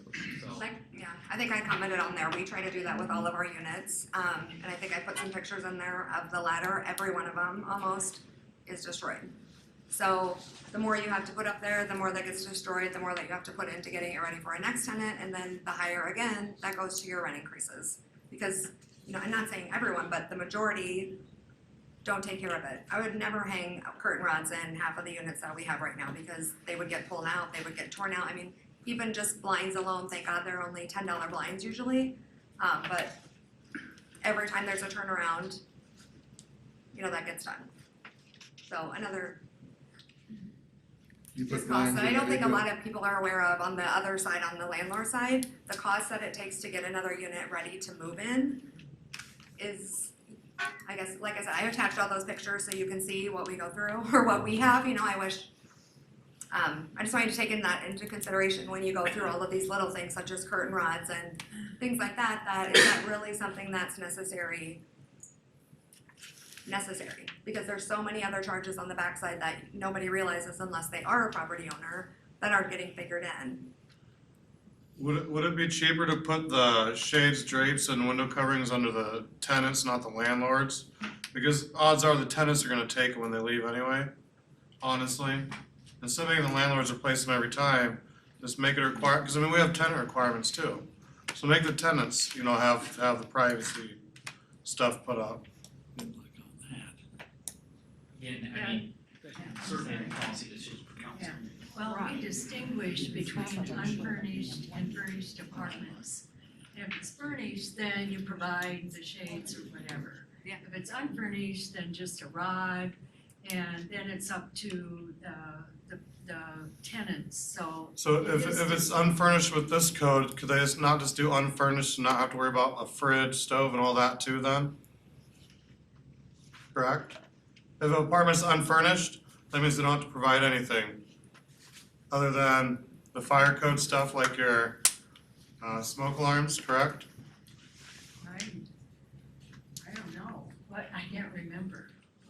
What ours says is it does allow the tenant to provide those, items if that's the arrangement, but there has to be facilities to allow you to have a stove and fridge. But for an inspection, they don't need any of that stuff in there.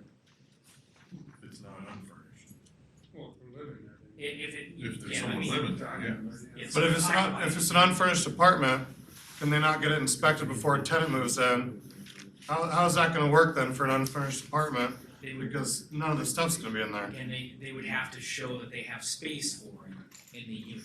So there's a place for a fridge, there's an outlet for that fridge. There's a place for the stove, there's an outlet or hookups for that stove.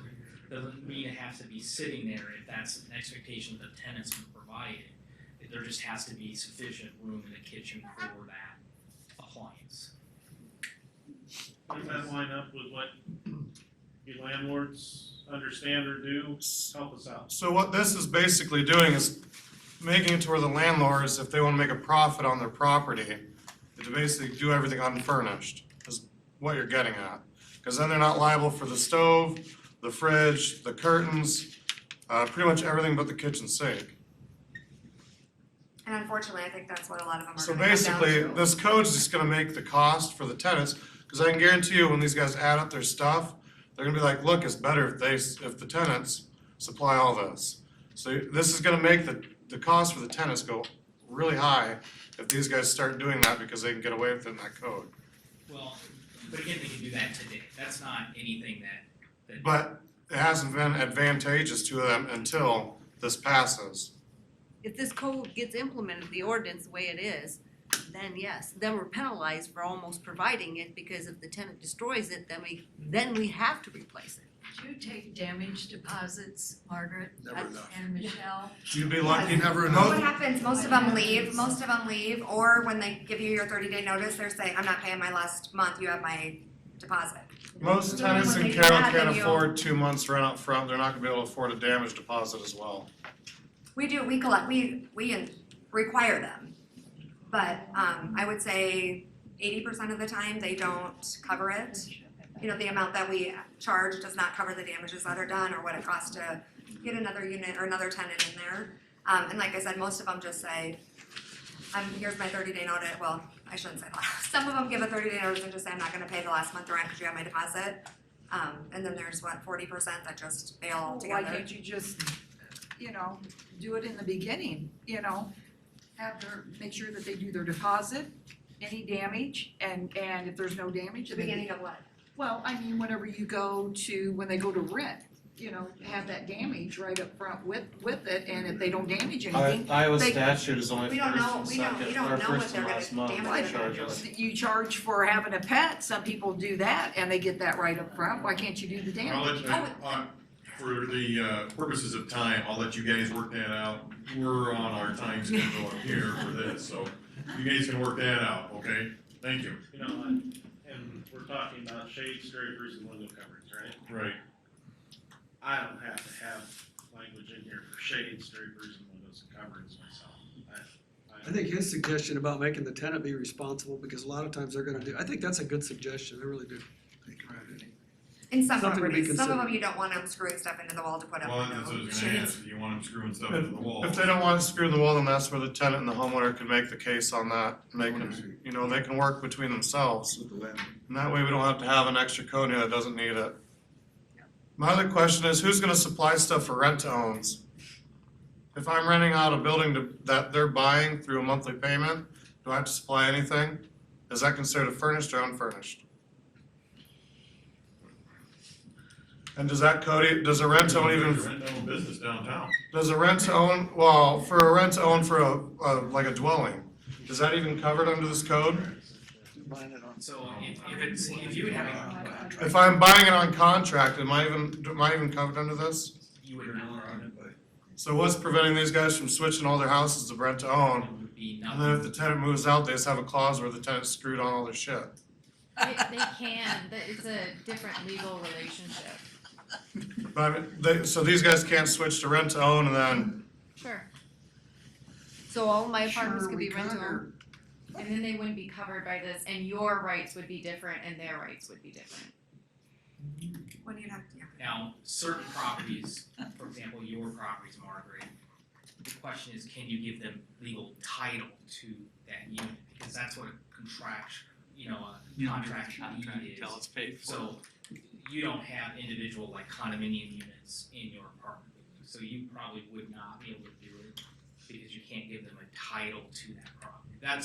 Would be one of the requirements. But yeah, I mean, if you wanna give title to your rental unit to your tenant, like Jessica said, there's a different, relationship there. You give them more rights, put it that way. So, Clay, what do you see, you're suggesting removal of shade strip or something? I don't see it as something that we have to necessarily do. I don't know what the rest of the council thinks, but that's not my first. I turned non-conforming when I retired there. So not to require anything, just bare windows. I don't see a need to legislate it. When I've gone around town, I have seen newspapers in windows. I have seen sheets. I don't know who'd wanna live near. That's an owner occupied, there's owner occupied ones that are like that too, so I don't feel it's fair to discriminate between the two, require the same from everyone. I don't know if they're owned or rented, I just said that's what I've seen. Well, and that's why I think so many of these things are the being problem based is on though what's is- happening in town, and they're both owner occupied and rental properties, and we're getting, as the tenant and the owner both, all the charges being thrown at us when there's so many other people within town. This would be one of those that if we're gonna put it here, we probably should change what we have for owner occupied. Sure. The other thing is you'd have to discuss what actually a window covering is, cause a newspaper could be a window covering. So could a garbage bag, I mean, you'd have to literally list out a list on that for legal purposes. We'll think about this.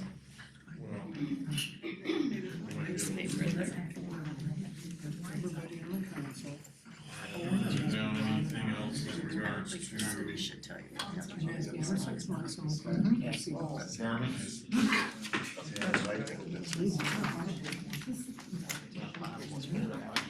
Yeah.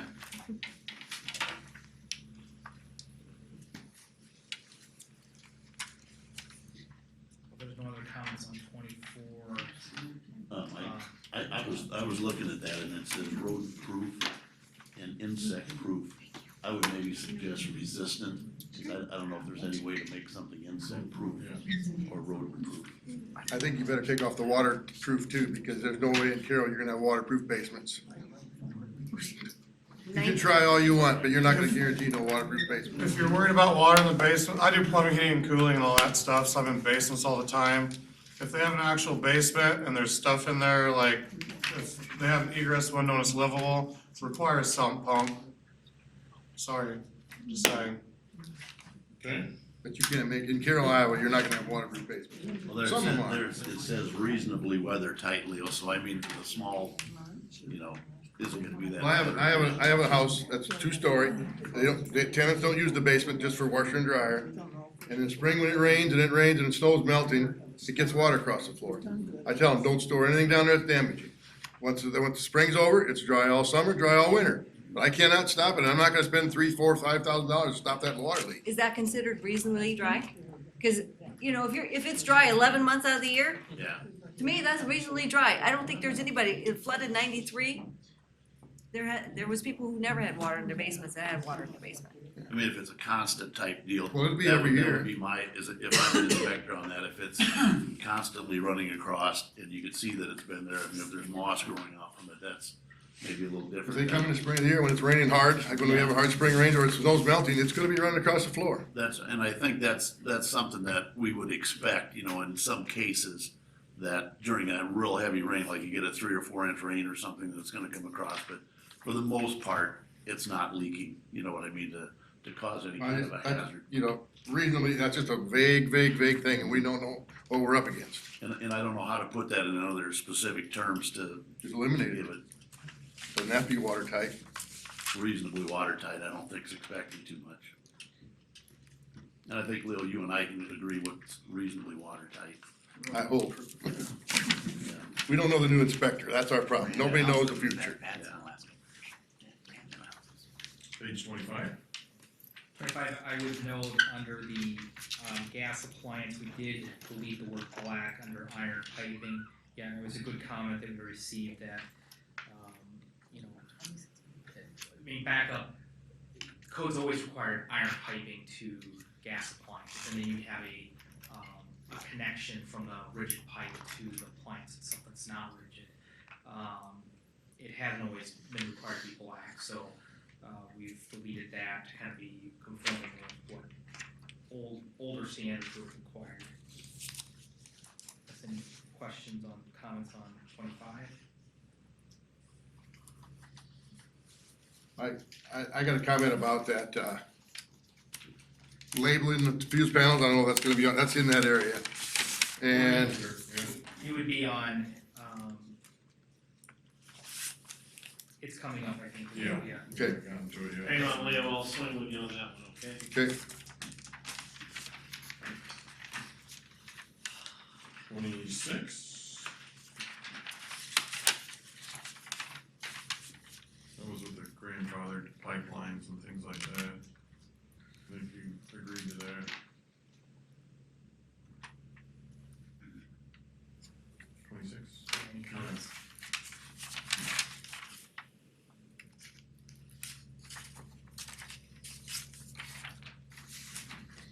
If not, 27. Test extermination.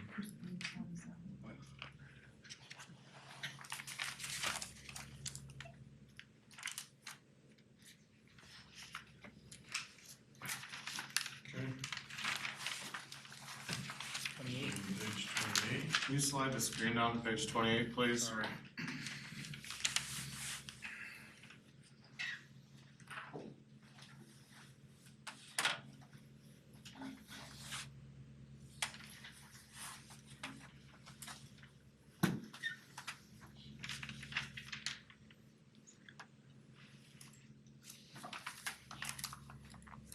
So like the maintenance of fencing, that's only if they have fence. Would that be correct? If some of these properties are fences. Yeah, I mean, if you don't have a That's not fence, you're not really- required to have a fence, but, you know, the idea is that it's not falling over or potential hazard. there again, we should be carrying it to homeowner occupied.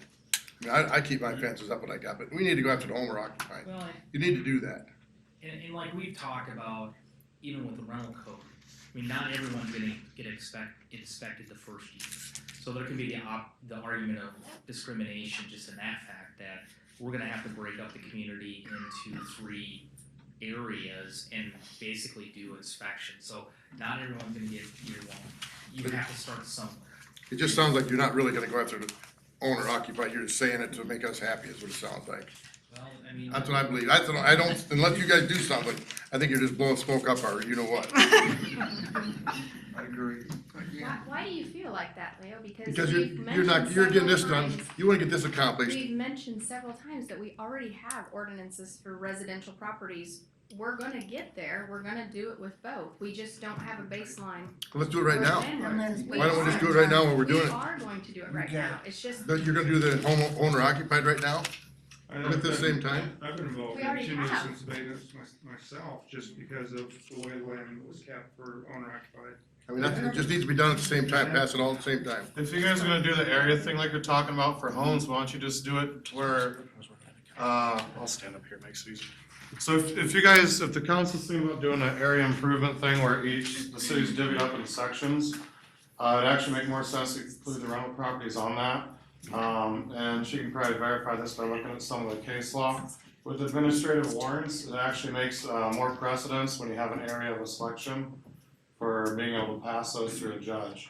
So if you're gonna do an area thing with homeowners, just include all the rental properties in it.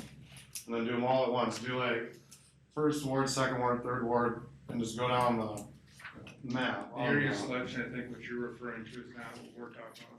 Oh, I thought you were talking about like, We're talking for about the, having to, where do we start? And we can't do everything at one time, so wherever we start, a unit will be. okay, I thought you meant like No. parts of town, my bad. No, it's not gonna be, it's not gonna be targeted. Okay.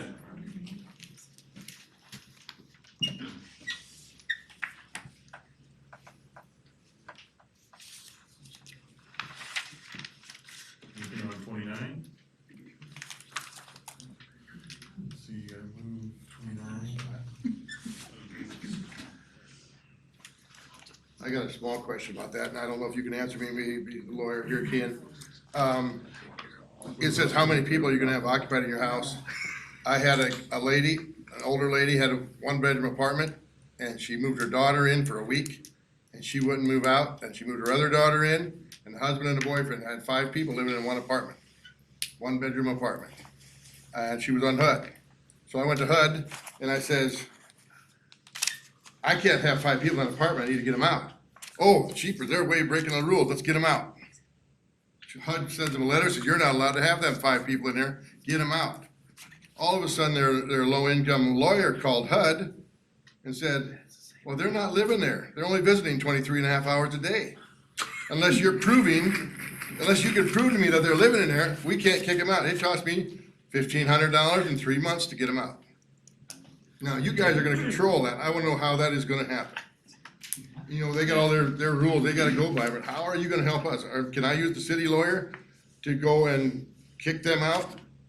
Because they got more people than they're supposed to be in that apartment? I have no control. I have no control on that. So ultimately, and I can let the city attorney, but from my viewpoint, ultimately, it's not that we would have any authority to kick them out, but we do have the penalty section, and ultimately. And how you get penalty if you don't have money? If we, ultimately can't get compliance, then you would head towards that penalty section, and our penalties are a little bit different where, they ultimately would go for a judge, and a judge would, issue that penalty, and if they don't pay, there's always ways ultimately, but it's not a direction we want to head, but yeah, it could be a tool if you see more people living than they're supposed to, then they're gonna be subject to potentially going in front of a judge and answering why they're. And the city's gonna take care of all that, paying for the lawyer and getting them in front of the judge and all of that, that's all gonna be done by the city? Ultimately, if that's what where it lands, and yes, that's what.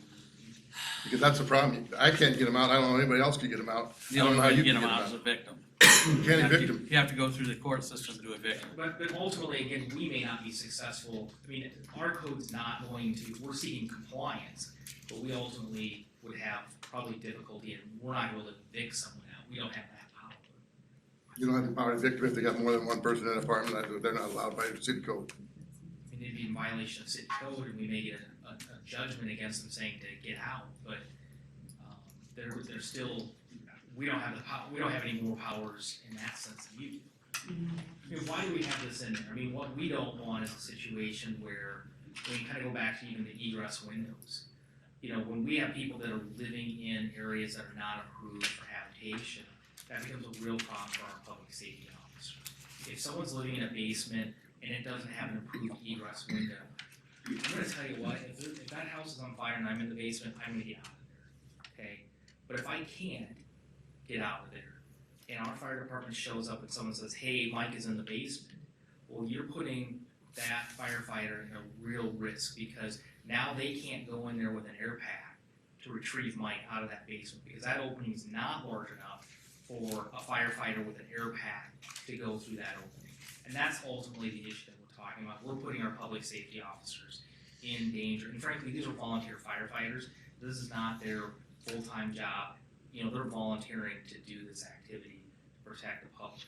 And that, I mean, to me, when we talk about occupancy control and trying to control that, it is an important avenue that, we have to protect our firefighters, so it's public safety. Okay, I just, I wanna know how much you're gonna help us. You get all these rules that the tenants gotta follow. I don't see any help. I mean, if they're in there, I've been around long enough to know that you can take them to court and you can send them fines. They don't have any money, you're not gonna get money. You're not gonna get paid. And I don't think that changes under this code, that if they don't have, you can't get, what's the saying, you can't get blood out of a stone, that's Right. still going to be What's the the point case. of having it in there then? I don't think this process also makes it any faster. So it's not really any good, it's just some words. I do think it allows the city attorney to pursue these as municipal infraction, while you are concurrently seeking an eviction,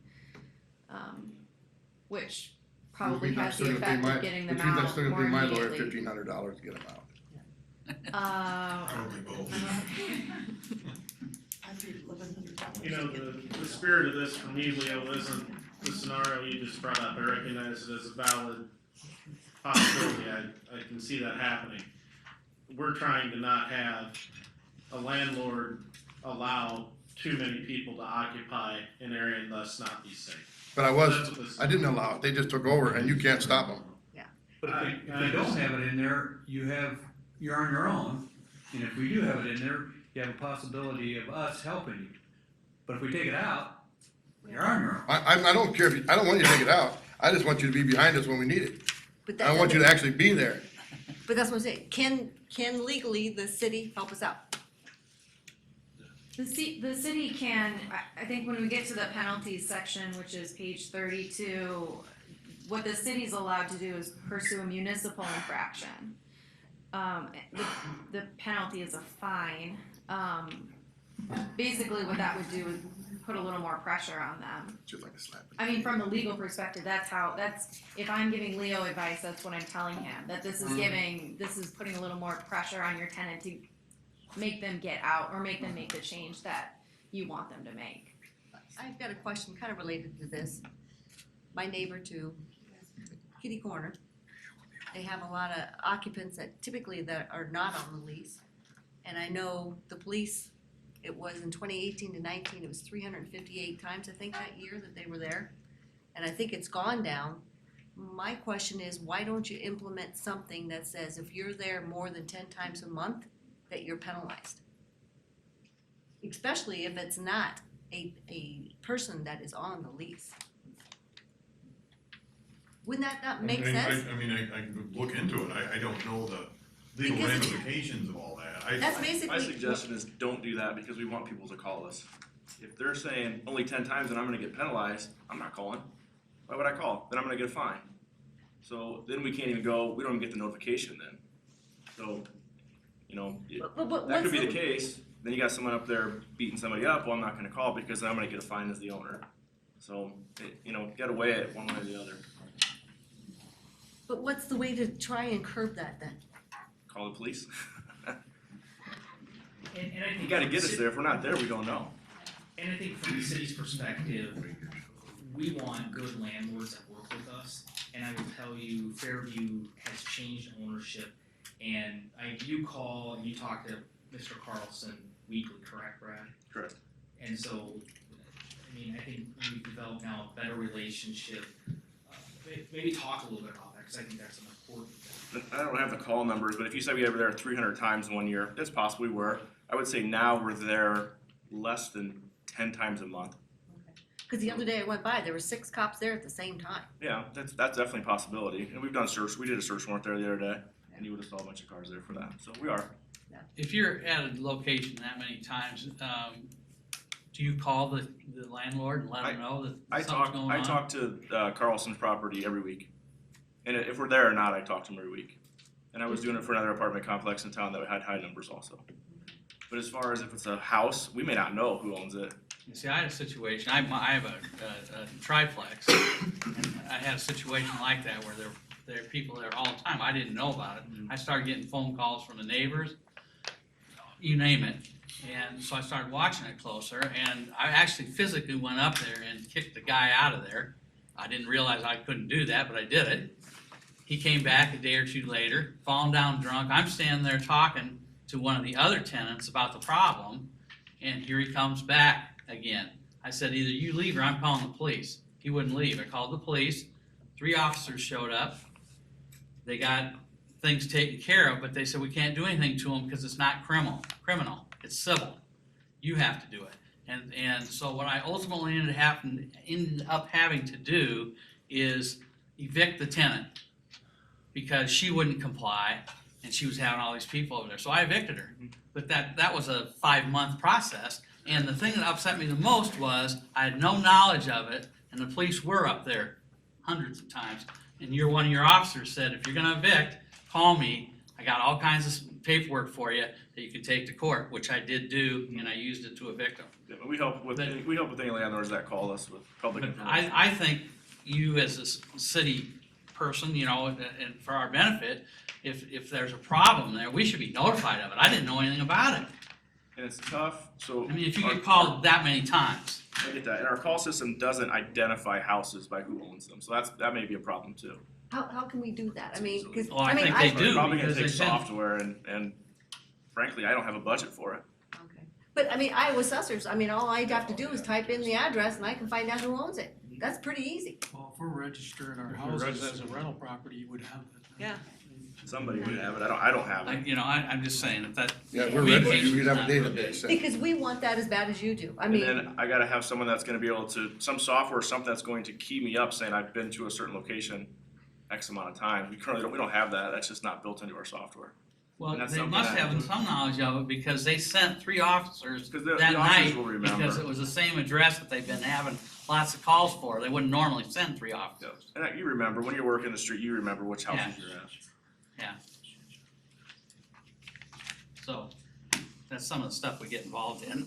And I agree, it's nice to be able to know, because we want the problem tenants, frankly, we want them out of our town, we don't want them here if they're Yeah. causing problems, so we want to work with you guys to give them the boot and help them move someplace else. Well, I had a tenant a few years ago that was, the cops wanted to get in, and she wouldn't open up the door, she ran in the house, he said, we're gonna kick the door in. So they kicked the door in. When she left town, she said, you gotta pay for the door, cause city's gotta pay for it, cause I didn't kick in the door. Police department did, I never got a penny out of it. I mean, it's not your fault, but that's the way we're stuck with stuff like that. Yeah, and there's code written right in that, the tenants, the landlord's responsible to go after the tenant for those ones, that's right in state code. Yeah.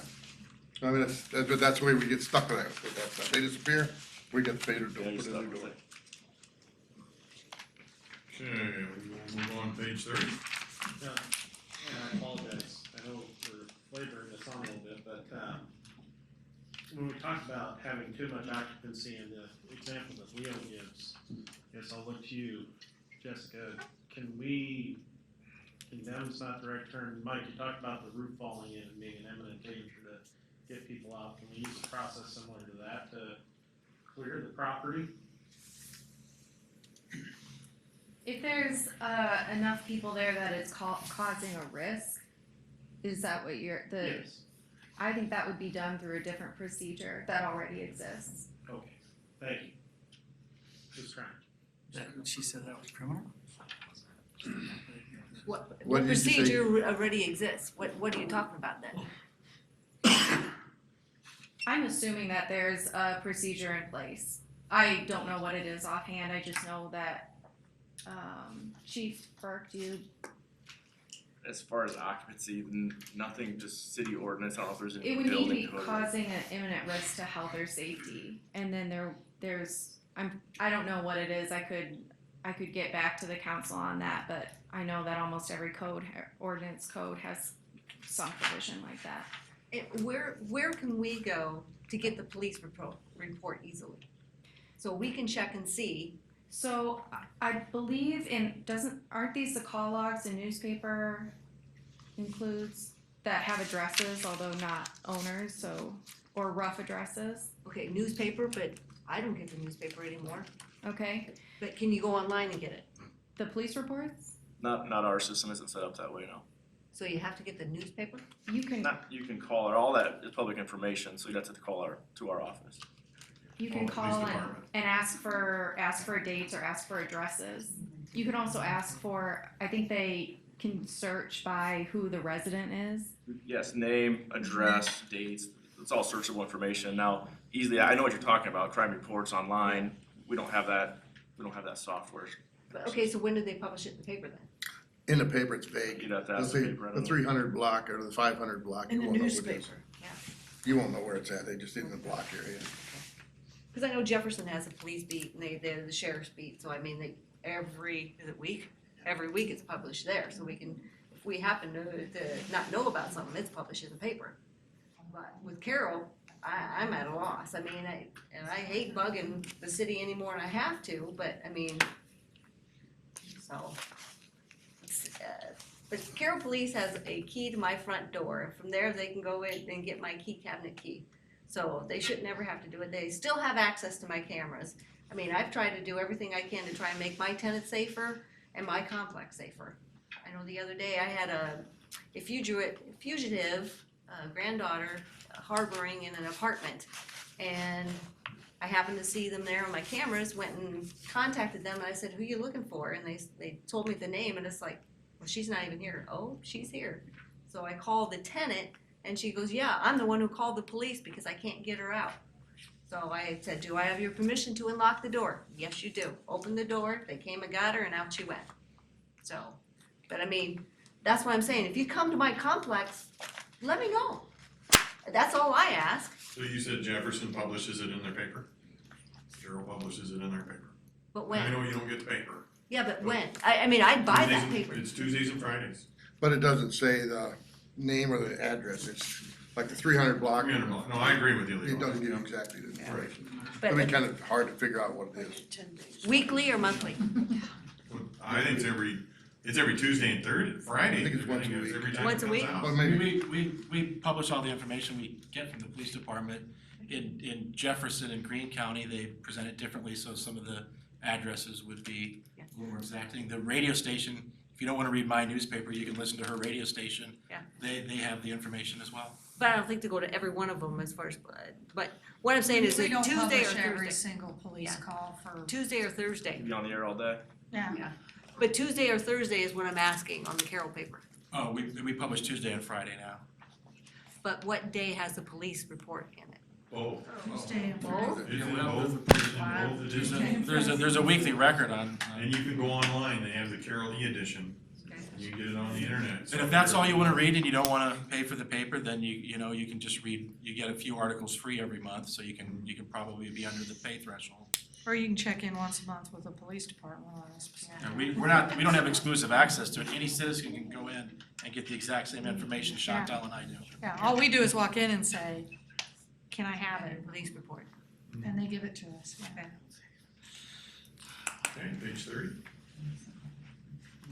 This is the beginning of the responsibilities for this. Actually, let's go, we're gonna get your comment later, Leo, there's the checklist, that's where we'll pick it up. Okay.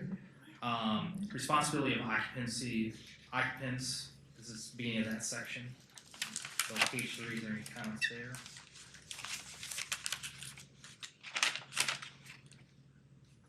Page 31, we did add, Mike, you wanna show them? sorry, Yeah. thank you for reminding me. Page 31, we did add 2 additional items, number 9, talking about keeping the electrical system free of have access available to it in front of it.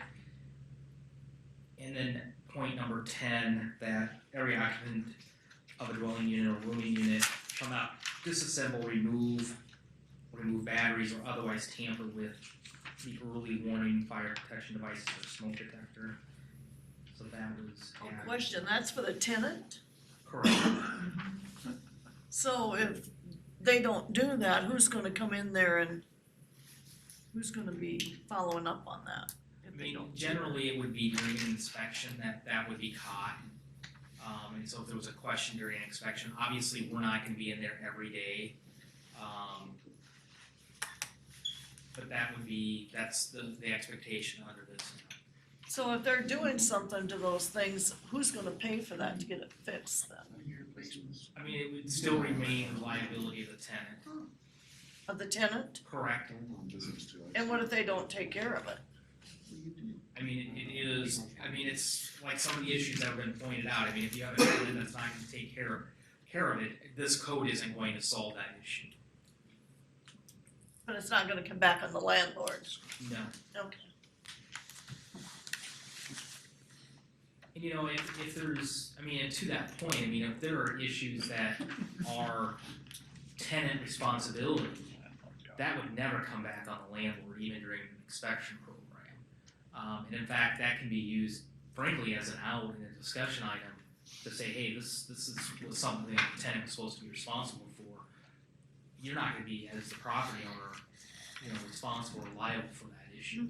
Okay. I got a comment on that. So, okay, I do my inspection now and the first one I pass it. 3 years from now, you're gonna come through again. Well, I'm gonna have to go into that house before you have your third inspection and make sure everything's fair. And all the smoke alarms are busted down and they busted them down. Do I leave them down and you're gonna go in and find the tenant? Or I'm gonna be responsible because I'm gonna have my second, how do you prove who did it? I So I'm gonna be responsible, I've gotta have them there, and if I don't put them there, I'm gonna get fined, and if I do put them there, it's my expense. That's the tenant's one that broke them down, so how's that handled? I mean, the first question is gonna be, was that tenant the tenant there the last inspection we did? Okay, Because if they weren't, if it was a different tenant, well, then the question is then, how does the city gonna approve or not approve? how are we gonna prove it? That's our part, I mean, so we still gotta fix it ourselves. I'd just about as soon see the sucker hanging loose with the door flopping and the battery out of it, Leo, then, yeah, I know you're not gonna leave the doggone thing open, you're gonna have it with the battery and. That's what I mean, so it's gonna be my expense to put it back together, that's what it's normally gonna be. So it's a law for them, but we're gonna be paying for it. If you have a tenant move out within that first 3-year period, you have a new one move in, take photos. I mean, if anything that you have to replace, I'll just take photos, that might be your best bet. Leo, do you do any, when people move out, do you do an inspection? I with inspect the them all the tenant? time and make it all back up to whatever it's Every gotta time be. I rented a place, before I could leave, I had to go through with the landlord to make sure everything was done. Well, I make sure everything's up to snuff. Okay. Yeah. Not before they leave out, I give them a list of what they have to do, and I go through it, and if it ain't done, I fix it myself and charge them. But if I have enough deposit, I charge them. If I don't have enough deposit, it still costs me money. But I bring it up to snuff. Well, you said as far as if the tenant doesn't take care of something that is in the lease, that is their responsibility, like this, their batteries. What if it's in the lease that they take care of snow removal and they don't? So, I mean, it's a great question. I mean, state law will play into that. I mean, ultimately, that's where it says it's the owner's responsibility. Now, we do notify, the tenant or whoever's occupying the unit. We also attempt when we can to notify the owner before we do any snow removal. That's a contractual relationship between you and your tenant. And what I would say is when you get that notice that snow removal hasn't been completed, is you work with your tenant if they're responsible to get it done. And ultimately, if that can't be done, the city will remove the snow. I mean, we don't have the authority, other than to basically, unfortunately, charge that snow removal to the owner. So what I would say is when you get that notice from the police department saying, hey, it hasn't been removed, is to work with your tenant to get that removed in a timely manner. Will the landlord get that notice? They should be. We just had that same issue. I did not get a notice from the city, but I got a $105 bill. Yeah, And I did not know that the snow was not removed. And ultimately, under state law, and I apologize for that, but ultimately, under state law, the owner is responsible for it. But don't they, But why didn't I get a notice then? he should have gotten a notice first I before never he got got the bill, notice. right? Your dad did too. Ultimately, His we his try dad to had the same notice thing. If it's not removed, I mean, you have $49. I mean, if it's not removed in 24 hours, I mean, as an owner, you need to be making sure it's removed. And if it's So I'm not, supposed to drive around town and check, make sure everybody gets their snow removed? that's what state law says, so yes. Okay, so now you're gonna have a database. On that, if you send him a bill, how is he not notified if he got the bill? You knew who he was because you got the bill. Yeah, I got the bill, but no There notice. was no way of knowing who So the landlords are. where I mean, in some cases, you're gonna have a landlord in Arizona. Well, by the time we get notice to them, it's unreasonable because the timeline for that sidewalk to remove, kids going to school. I mean, so again, the responsibility is you have 24 hours to remove the snow. It's If not- we, and here it says 48, so you screwed up. Okay, so you better not change that We're part. not gonna remove it for 48 hours.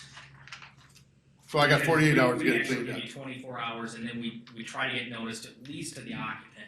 We'll always get notice to the occupant. So once we sign up as registered landlords, you're gonna have a database. You'll know where we are and what property goes where. You should be able to get that to those guys and let them know.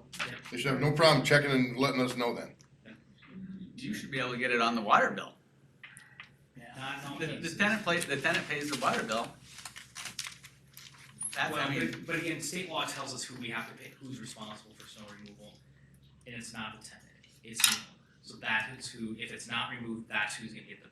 well, for $105, I guarantee it, I could have scooped that 50 feet of sidewalk pretty fast. So my If question I would've gotten is, notice. I have a question on the snow, I removed my snow, okay? I've had this many times, I have called into the city, they know who I am.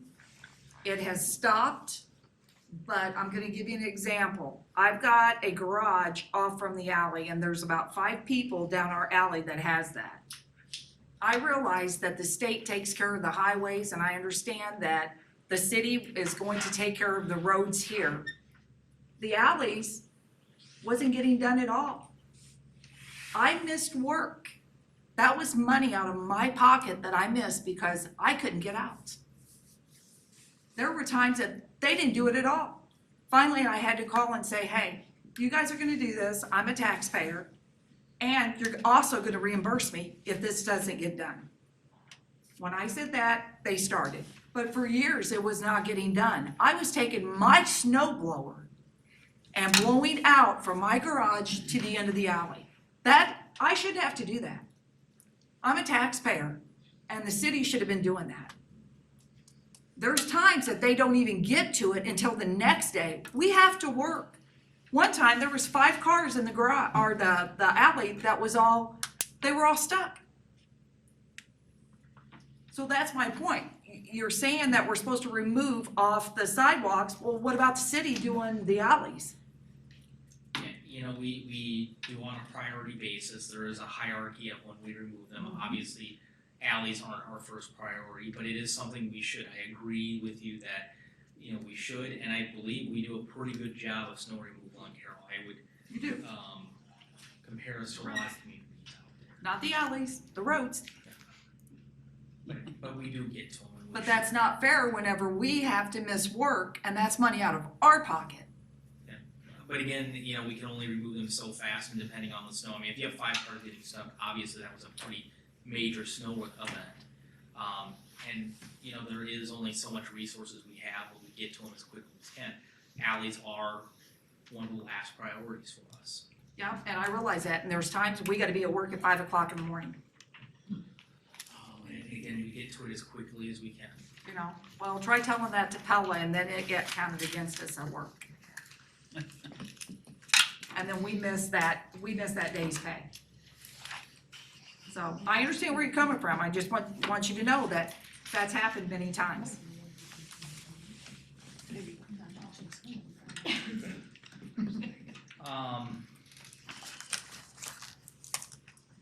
Penalty section, every code has a penalty section, so that's what this section relates to. One of the comments was who's gonna pay a penalty. Well, it depends on who is violating. Obviously, if it is a tenant responsibility per the code, the landlord would be responsible for any penalty. With that said, it is in city code type issues, non-traffic, kind of police matters, penalties are very rarely implemented.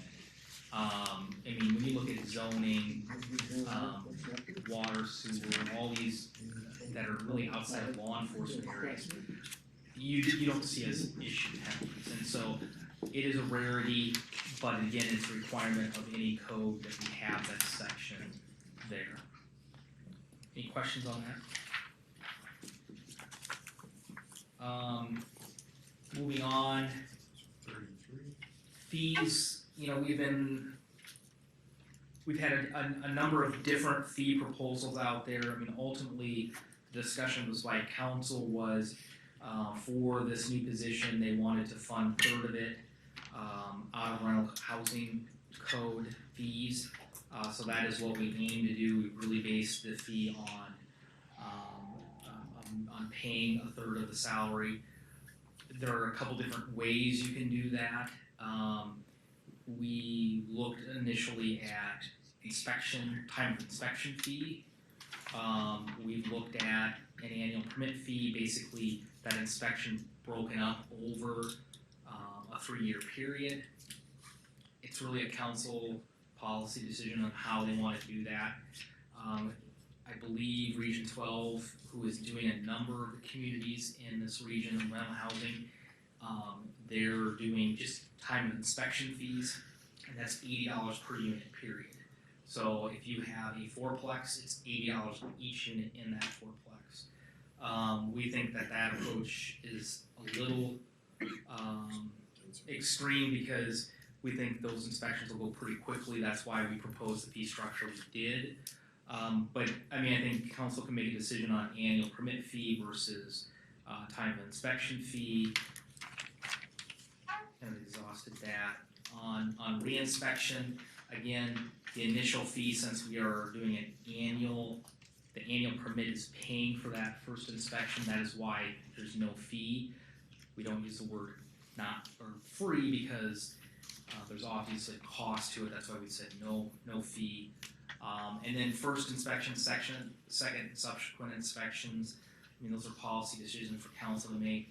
I think the cautionary note from staff's perspective is, you know, if we run into a situation where we're going out for a 45-minute inspection and there's 80 items that we're finding that are code issues that we have to reinspect on, that's gonna be another 45-minute inspection. And so that's a balancing act. I think we intend to really have some workshops so people can come in, understand what they're going to be inspected under. That's why we have the guideline checklist for property owners to have in advance. But certainly those are policy decisions for council. I guess I'll pause there on fees. Well, we had some discussion on first reinspection earlier. Any other thoughts from council?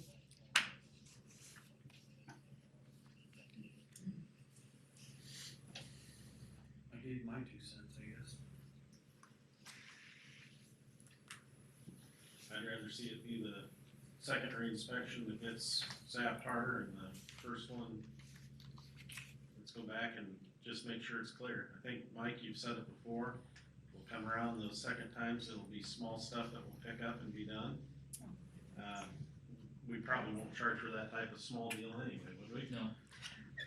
One suggestion, and this is just me up here thinking through when Councilmember Dirks made his comments, is one suggestion would be that for a 3-year window, we write it right in the resolution that there would be no reinspection fee. And I think part of that, then the council can see how this is working.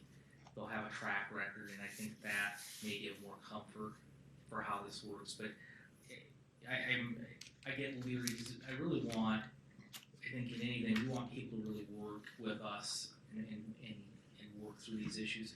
I think a lot of people will find that we're not gonna be doing it. We don't want to do reinspection. That's the last thing we want to do.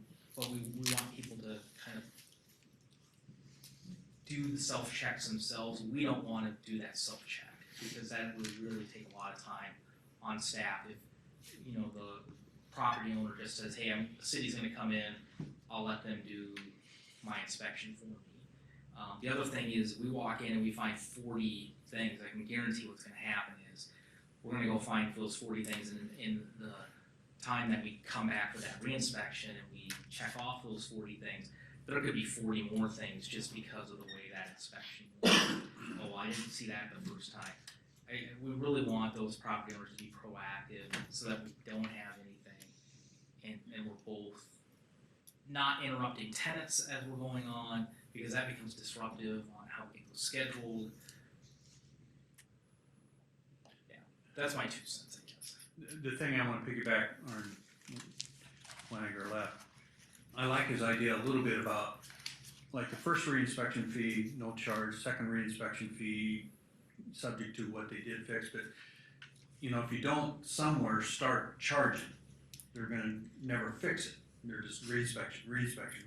We gotta have a point where we've been there enough, I'm sorry, you're gonna have to pay a fee, otherwise it'll never get done, but I do feel at least the first cycle of this, that the first reinspection fee, no charge, and then the second reinspection fee, probably subject to how they do the first reinspection. I don't know how you decide what that second fee would be. Yeah, I don't know either. It's gotta have a concrete amount, like the $55 here, but I'm fine with you were asking how we all feel. I'm fine with, especially in this first 3-year period, waiving that. The first reinspection. Yes. Mm-hmm. So should we go like the second reinspection have a fee then, so that way you never get You gotta have some end, otherwise they're just gonna never fix it, they're just gonna Well, keep you going. want it, you want, the problems mitigated in a timely manner. Right. And you have to incentivize people to, are willing to, like we did with the property, went on for over a decade. So we have to find that balance, and so we're not penalizing the many for the few. I'll look to the crowd quick. Thoughts? Wait for I think it should be waived forever, because in 3 years, you're gonna get a new inspector. And then we gotta go through the same thing again, new inspector's gonna be different. You said this is for safety, not revenue. Let's go for safety. We don't need revenue. Go for the third time, that second reinspection then, charge for that one, but the first two should be free. First one's just a notice, second one's free, and then charge if they don't get it done after the third one. You said you wanted something, do it then. And reward them if they. Forever. Yeah, and reward them for 5 years if they, at least, if they don't have anything wrong. Because we're gonna have new inspectors, we're gonna have new laws, we're gonna think they're gonna change, and we're not gonna be able to keep up with them all. And then we get warned and we gotta pay the money all the time, because we don't know what's going on. Sorry, Leo, I'll give you the first reinspection, but I'm pretty well toast after that, and I No, I think did you're the gonna first- take care of most of it. I meant the initial inspection free and the first re-inspection free. After that, I don't care. Just give us one You're chance. doing it in 3 years? Is Give that us what you're one saying? chance to at least hear what's going on and fix it. Every 3 years, that's what I'm saying. Every 3 years? Leo, if you don't charge the second one, you don't charge for that, they may, they'll start playing a game. I'm just gonna, Yeah. never fix Well, it but because then, I'm never but gonna if that, charge. you got your second Yeah, re-inspection. yeah, that's what I'm saying. Then charge, I don't care. It was asked at the beginning of this session, what's the benefit to a good landlord? The benefit to a good landlord is that a bad landlord isn't gonna get by with the crud. And they're gonna be held accountable to a higher standard as well, so hopefully it will take care of keeping your rents fair and reasonable, as well as driving those substandard landlords up to meet And that- your. That's fine with that second re-inspection fee. I mean, give us a chance, Reinspection fee's fine, first reinspection fee waived, Free. right? waive the first re-inspection fee. And you're talking 3 years. The second one's fine, because if you're warned on the first one, you looked at the first one, warned on it, and you know what it is, you can fix it. If you don't know what it is, you can't fix it. I agree.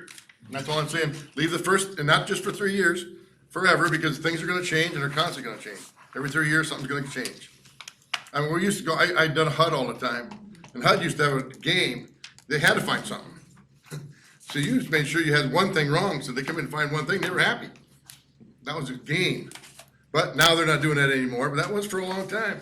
And I don't wanna play a game, I wanna have it right, and if I'm done on the first one, on the first inspection, I'm happy.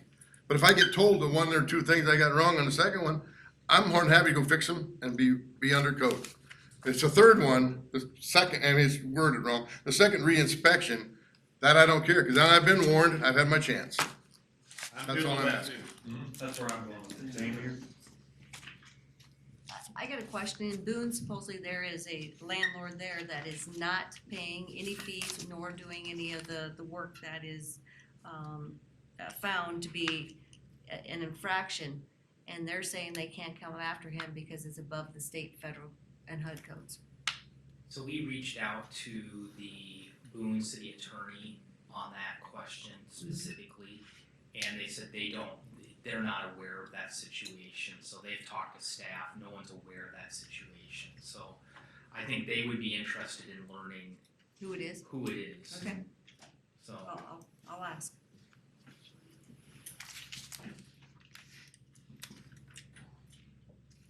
I'll be honest, I wanna zip the second and subsequent reinspection person harder yet. This has got $55 in here. I agree with Leo wholeheartedly. I warned you, I said go fix it, you went and fixed it, did your job, great. And I come back and tell you again that you gotta fix it, I want you to feel the sting. I'm with that. Yeah. I can see that being $100 real easy in my mind. the cautionary note is, it's an inspection fee, it's not a penalty. Oh, okay. Now, if you wanna say, I don't know if I would put a penalty on the second reinspection, but I have seen codes out there after like the third reinspection, that you're paying a municipal citation at that point. And it's as high as $500. Yeah, I mean, again, this is not meant to be a punitive code, but there are still situations that do lead to documented issues. And this is one of those things I would again think, as we get into it, if we find an issue, it's something we can revisit and really take a hard look at and make changes if this isn't working. Okay. I'll watch out for it. Okay.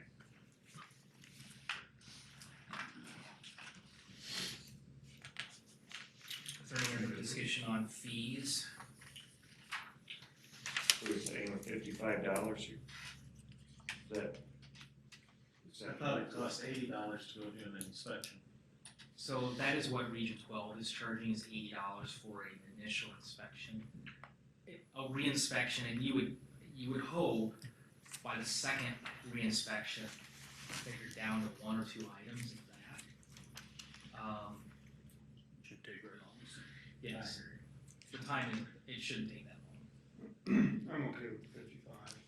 I would say If for the it's first about cycle. down the road, it can only be adjusted at that point, but We'll watch it. it's, You get 3 years underneath the belt, some of this will be looked at. I would still like to see the first reinspection wait. For the first 3 years, are you saying, or permanently?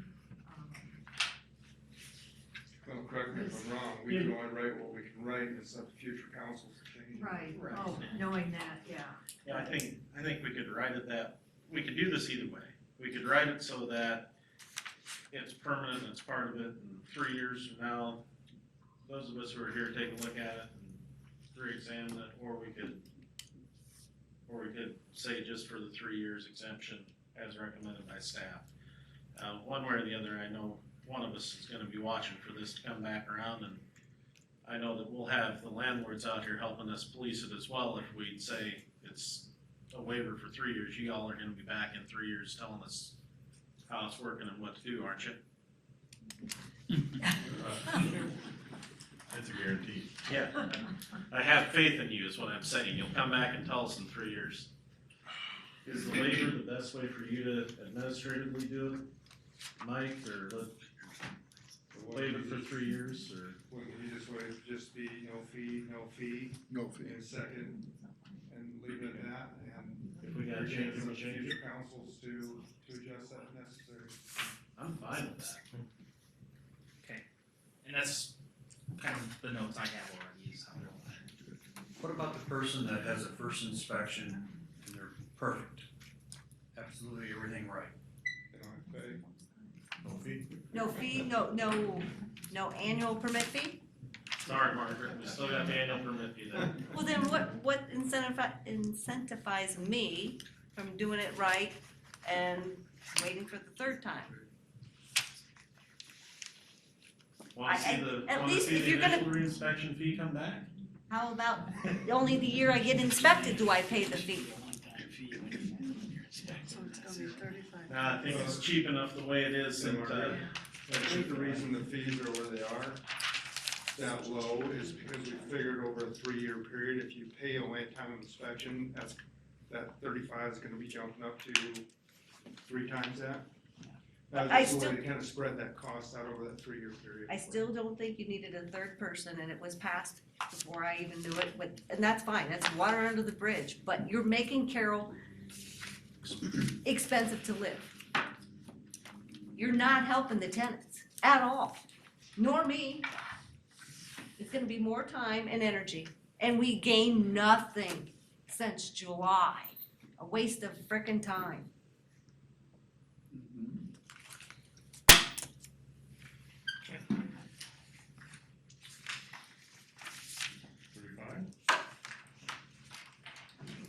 So this is kind of the property maintenance guide that we had said we put together. I know one of the comments that, the note is, we can't list the entire city code. It would be a 500-page document at that point. So this is just kind of the summary and the highlights of the things that we would look at.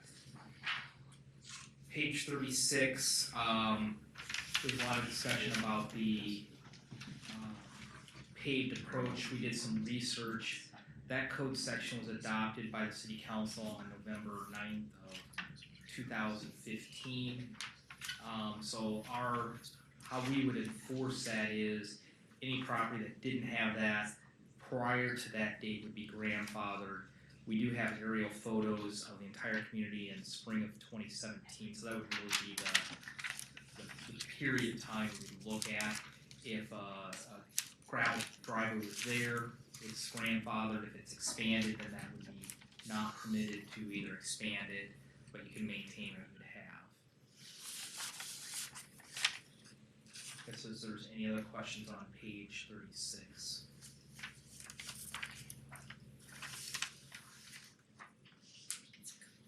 If not, page 37. This is where electrical panels are clearly labeled with circuits marked. If there's any comments on that. You had some, Leo, I know. Yeah, I do. Yeah, let's see here. On page 37, it says the channel's gotta be clearly marked. And basically, you said that the code was passed in 1983. And anything that is after 1983 or rewired after 1983 has to be marked. I think anything before 1983 doesn't have to be marked. It was not a code, needs to be eliminated, or the whole thing eliminated, because marking isn't gonna be a safety item. All marking does is, it says, you said it right in yourself, it makes it easier for the person to figure it out. That's not a safety item, it's just something nicer and easier for the thing. After 83, it's required, fine. Nothing before 1983 should be required. Actually, the panel marking is more recent than that. That was. It says right here in the code is 1983. Oh, you mean it's after 1983? Yeah. Okay. I was still an electrician when we were doing that. Now, I'll tell you, being a former electrician, it's nice knowing what those circuits are. It's nice to know, You gotta work on it. but I have a lot of them that I gotta go around and figure out all over the house and their fuses. And I'm saying it's not necessary. It is, but we can agree to disagree on that. I can't come up with a safety reason that I can circle around to keep it in.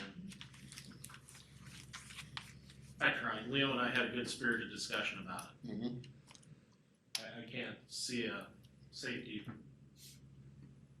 I said it is for the people working on it. Yeah, it's not really for the homeowners, mainly for the people that like electricians, especially those older fuse panels. It can be a real pain in the butt trying to figure out where things go. And it's more of a safety issue when you're working on like an appliance. Even though most appliances are gonna be like 20 amp or higher, it's still more of a, so it's just a lot easier instead of shutting the whole house off type experience for people working on it usually. You'll charge them the extra hourly fee to find that, won't you? Right. Yeah, I'm gonna have to spend that hour looking for it otherwise. So He'll probably have it on before we get there. I'd rather have the electrician doing it when he's doing it. Maybe so. He's professional, I'm not. You know, we talked around fire and safety people going in and, well, the point was made, pull the main if that's the emergency situation. I cannot. And Councilman Cox, if you have something, please, Well, like I said, you gotta look at maintenance type people too, not, it isn't just firefighters, it isn't just whatever tenant. You've got people that need to work on that stuff too. But they're all professionals, they know what they're doing. They're renters, they're not supposed to be. They're not landlords, they're not tenants, they're professionals. I only let professionals work on my stuff. I don't let my tenants work on my stuff. I agree, and by law, you can't let your tenants work on Right. stuff. So I mean, that's not a safety item. As a former electrician, it sure is a benefit to know what's in It's nice there. to know as a professional, but they get paid well to do that and figure it out on their own. The ones I know have testers, and they have a tester, they go beep, beep, yep, that's the one.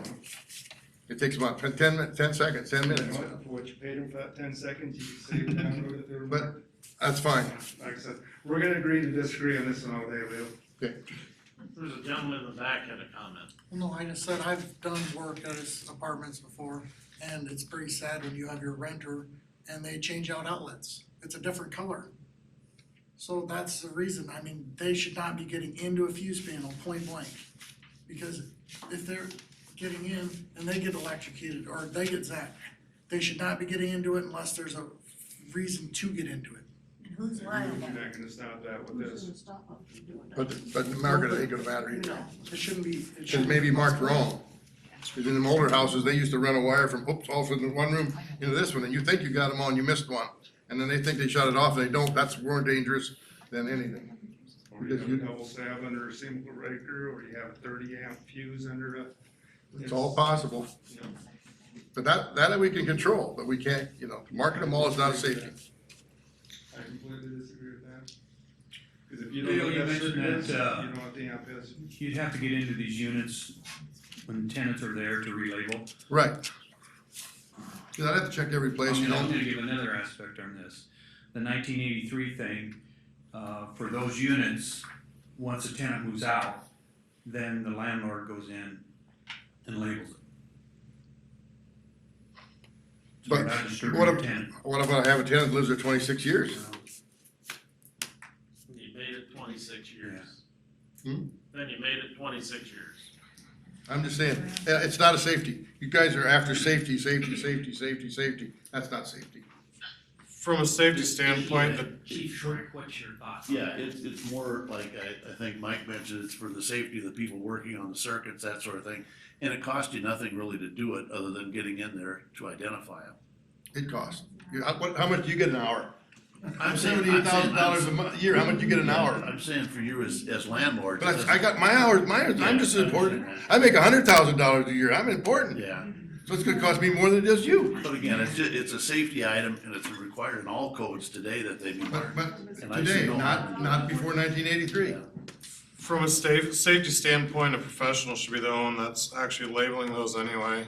You shouldn't really, I don't even know if your insurance would cover it if you guys were out playing in your own fuse boxes, but For legitimate purposes, you get. yeah. Yeah.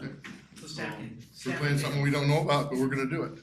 staff can Yeah. take a look at that and we'll make a recommendation back to council. Leo, do you have a lot of them that are not marked? I do. Yeah, like. Yeah, I have So those, do the I. newer ones I have are, but In your the older market. ones aren't. I mean, they just have general, and a lot of them you can't read anymore because they fade over time, because they were just written in ink.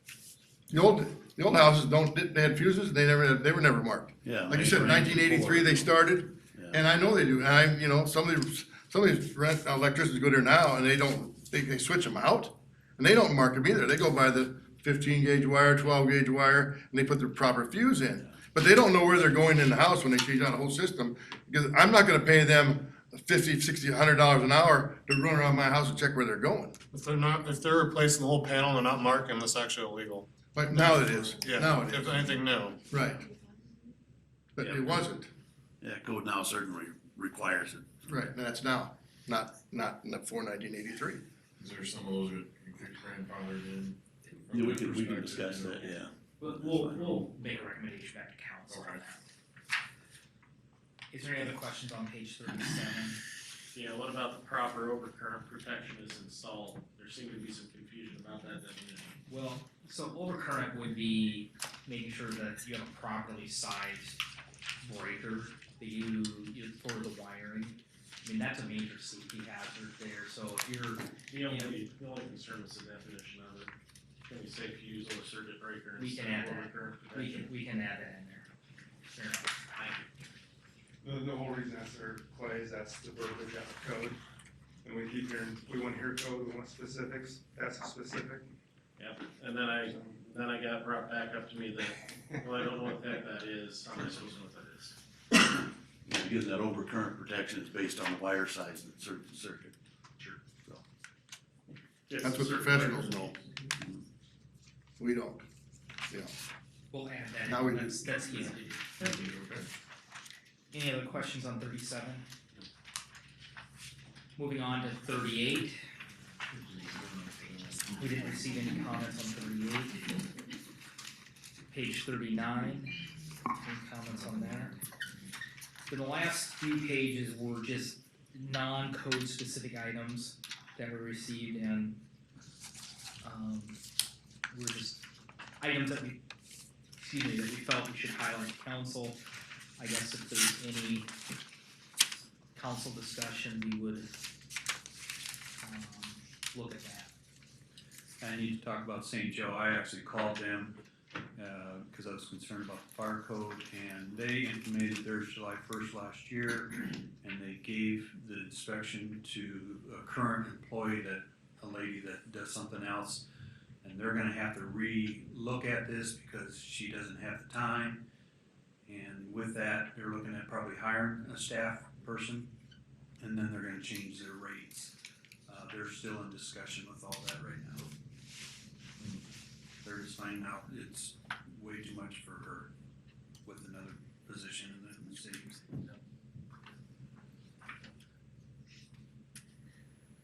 Anything on the page 40 items? You know, it's brought up in here, and I've read it in some of the other comments too. What's our process going to be in the future for complaints and for keeping track of the complaints that come in? Will it be in writing? Is it something that we document off a phone call? What's our process? And if we don't have one, can we look at it? Having a process. Yep. Keep track of all So, I mean, that would typically be something that would fall on city staff as just kind of procedures for us to develop outside of city code. Our intention is, yes, we'll create a complaint form. If we get a verbal complaint, you know, we'll fill it out.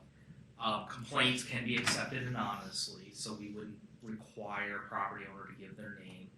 And in fact, that is actually protected data under state law, so we can't disclose who made the complaint for this type of complaint. Probably be pretty evident if we go to such and such an address in Unit A. Yeah. But then in some cases, the issue is we're required to protect the identity of the complaint.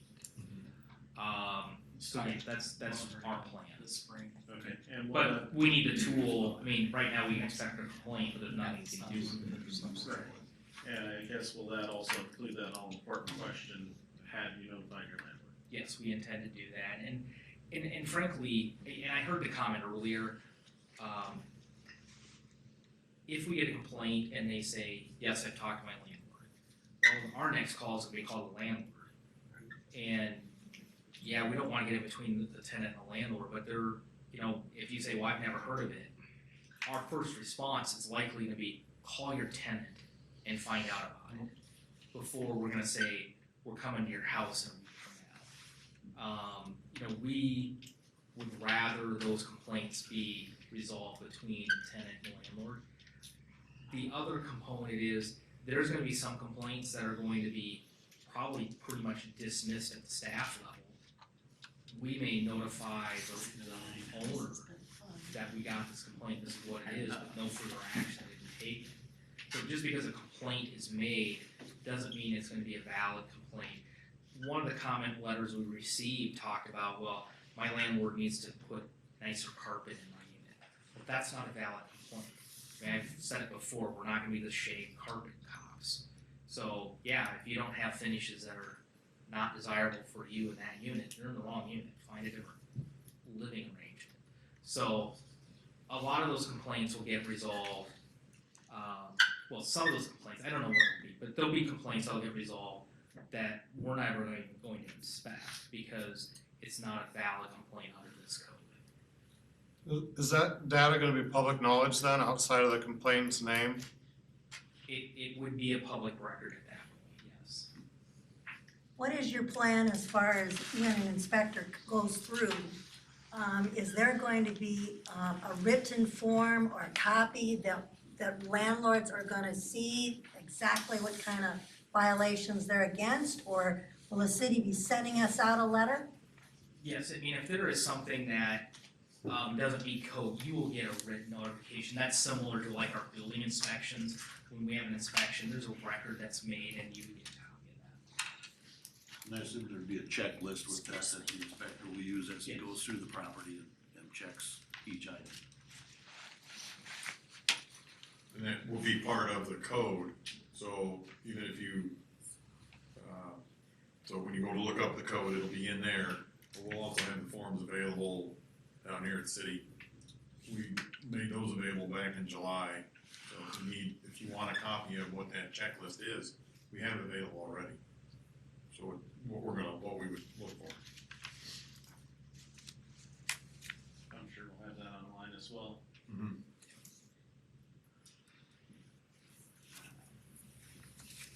Anything else on page 40? Page 41?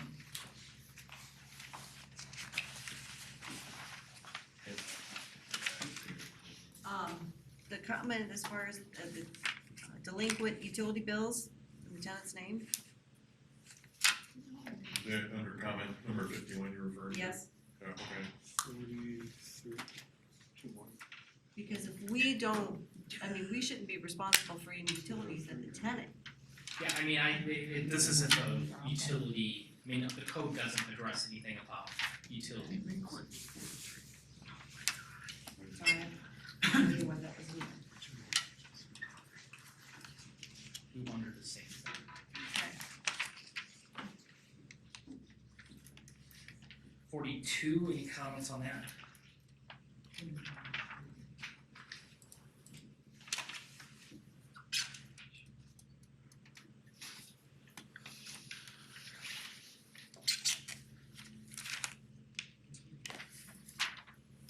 None. Page 43.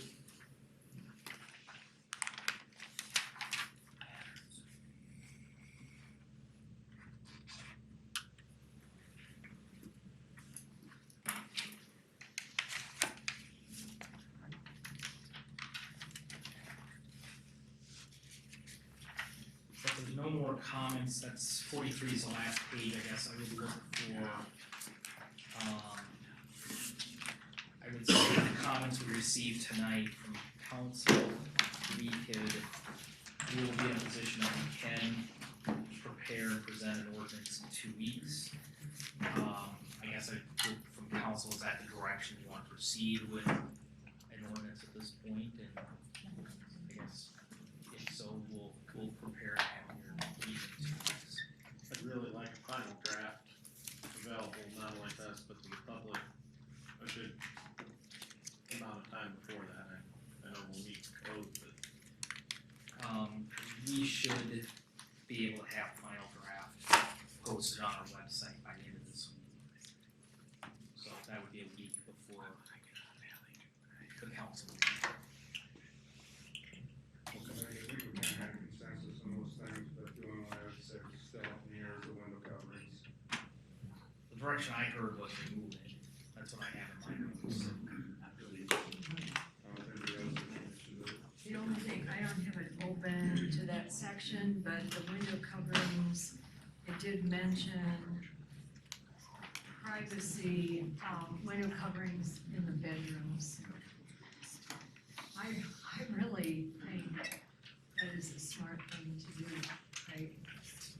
I don't know, some people don't see it as a safety issue, but I think a privacy issue can be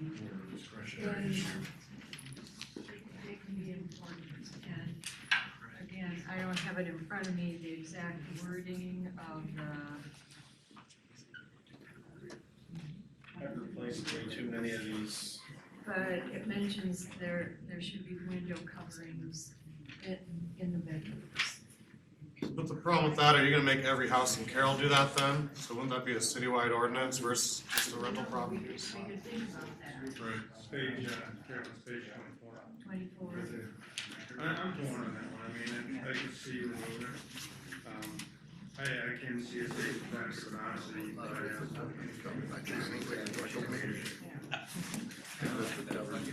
And you made a good point about who's to decide what a proper window covering is also.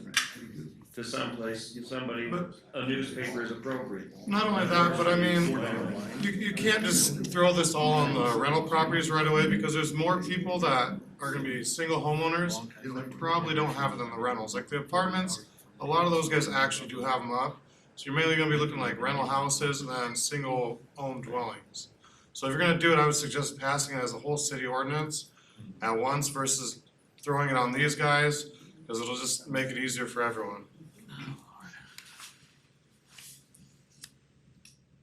You know, if we're on the line on this, I'd say this is another one of those we could come back a few years later. Maybe we start a list of stuff to watch in 3 years, revisit it and see how it goes, if we see a need for it. Take it back at that time. I think if we address it now with rentals, it'd be easier to move ahead on it. We do institute, standards for owners also. So, I mean,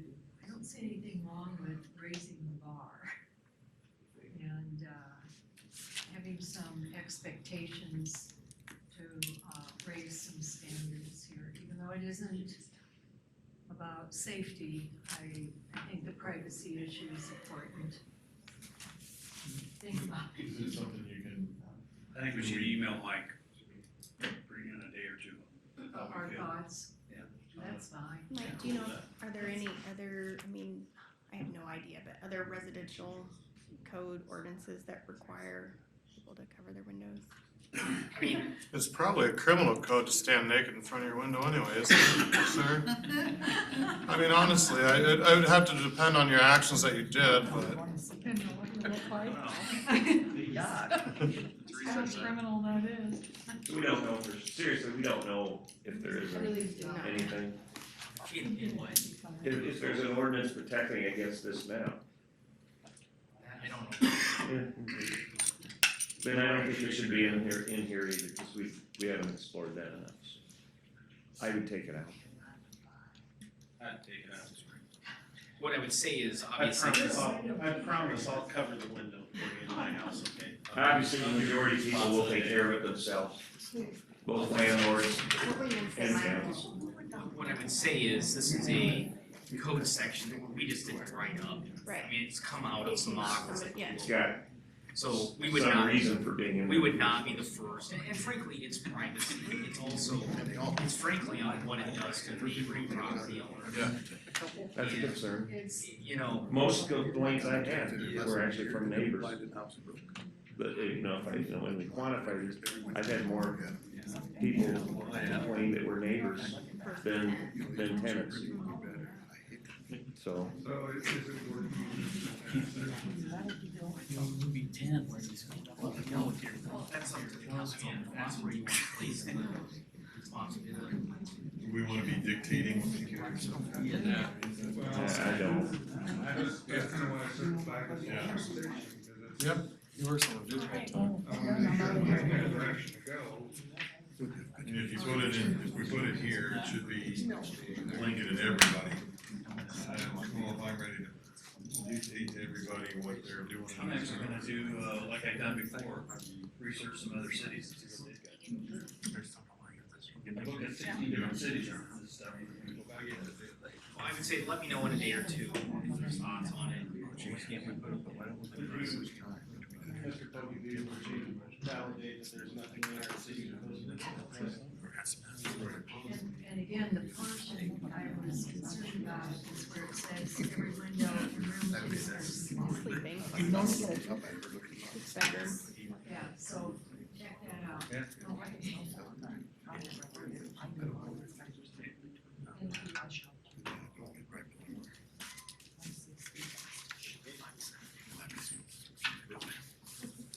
There's nothing else, look for a motion to adjourn. I make a motion to adjourn.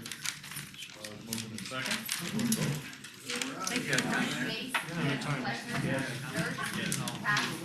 Hey, Eric, can we get a final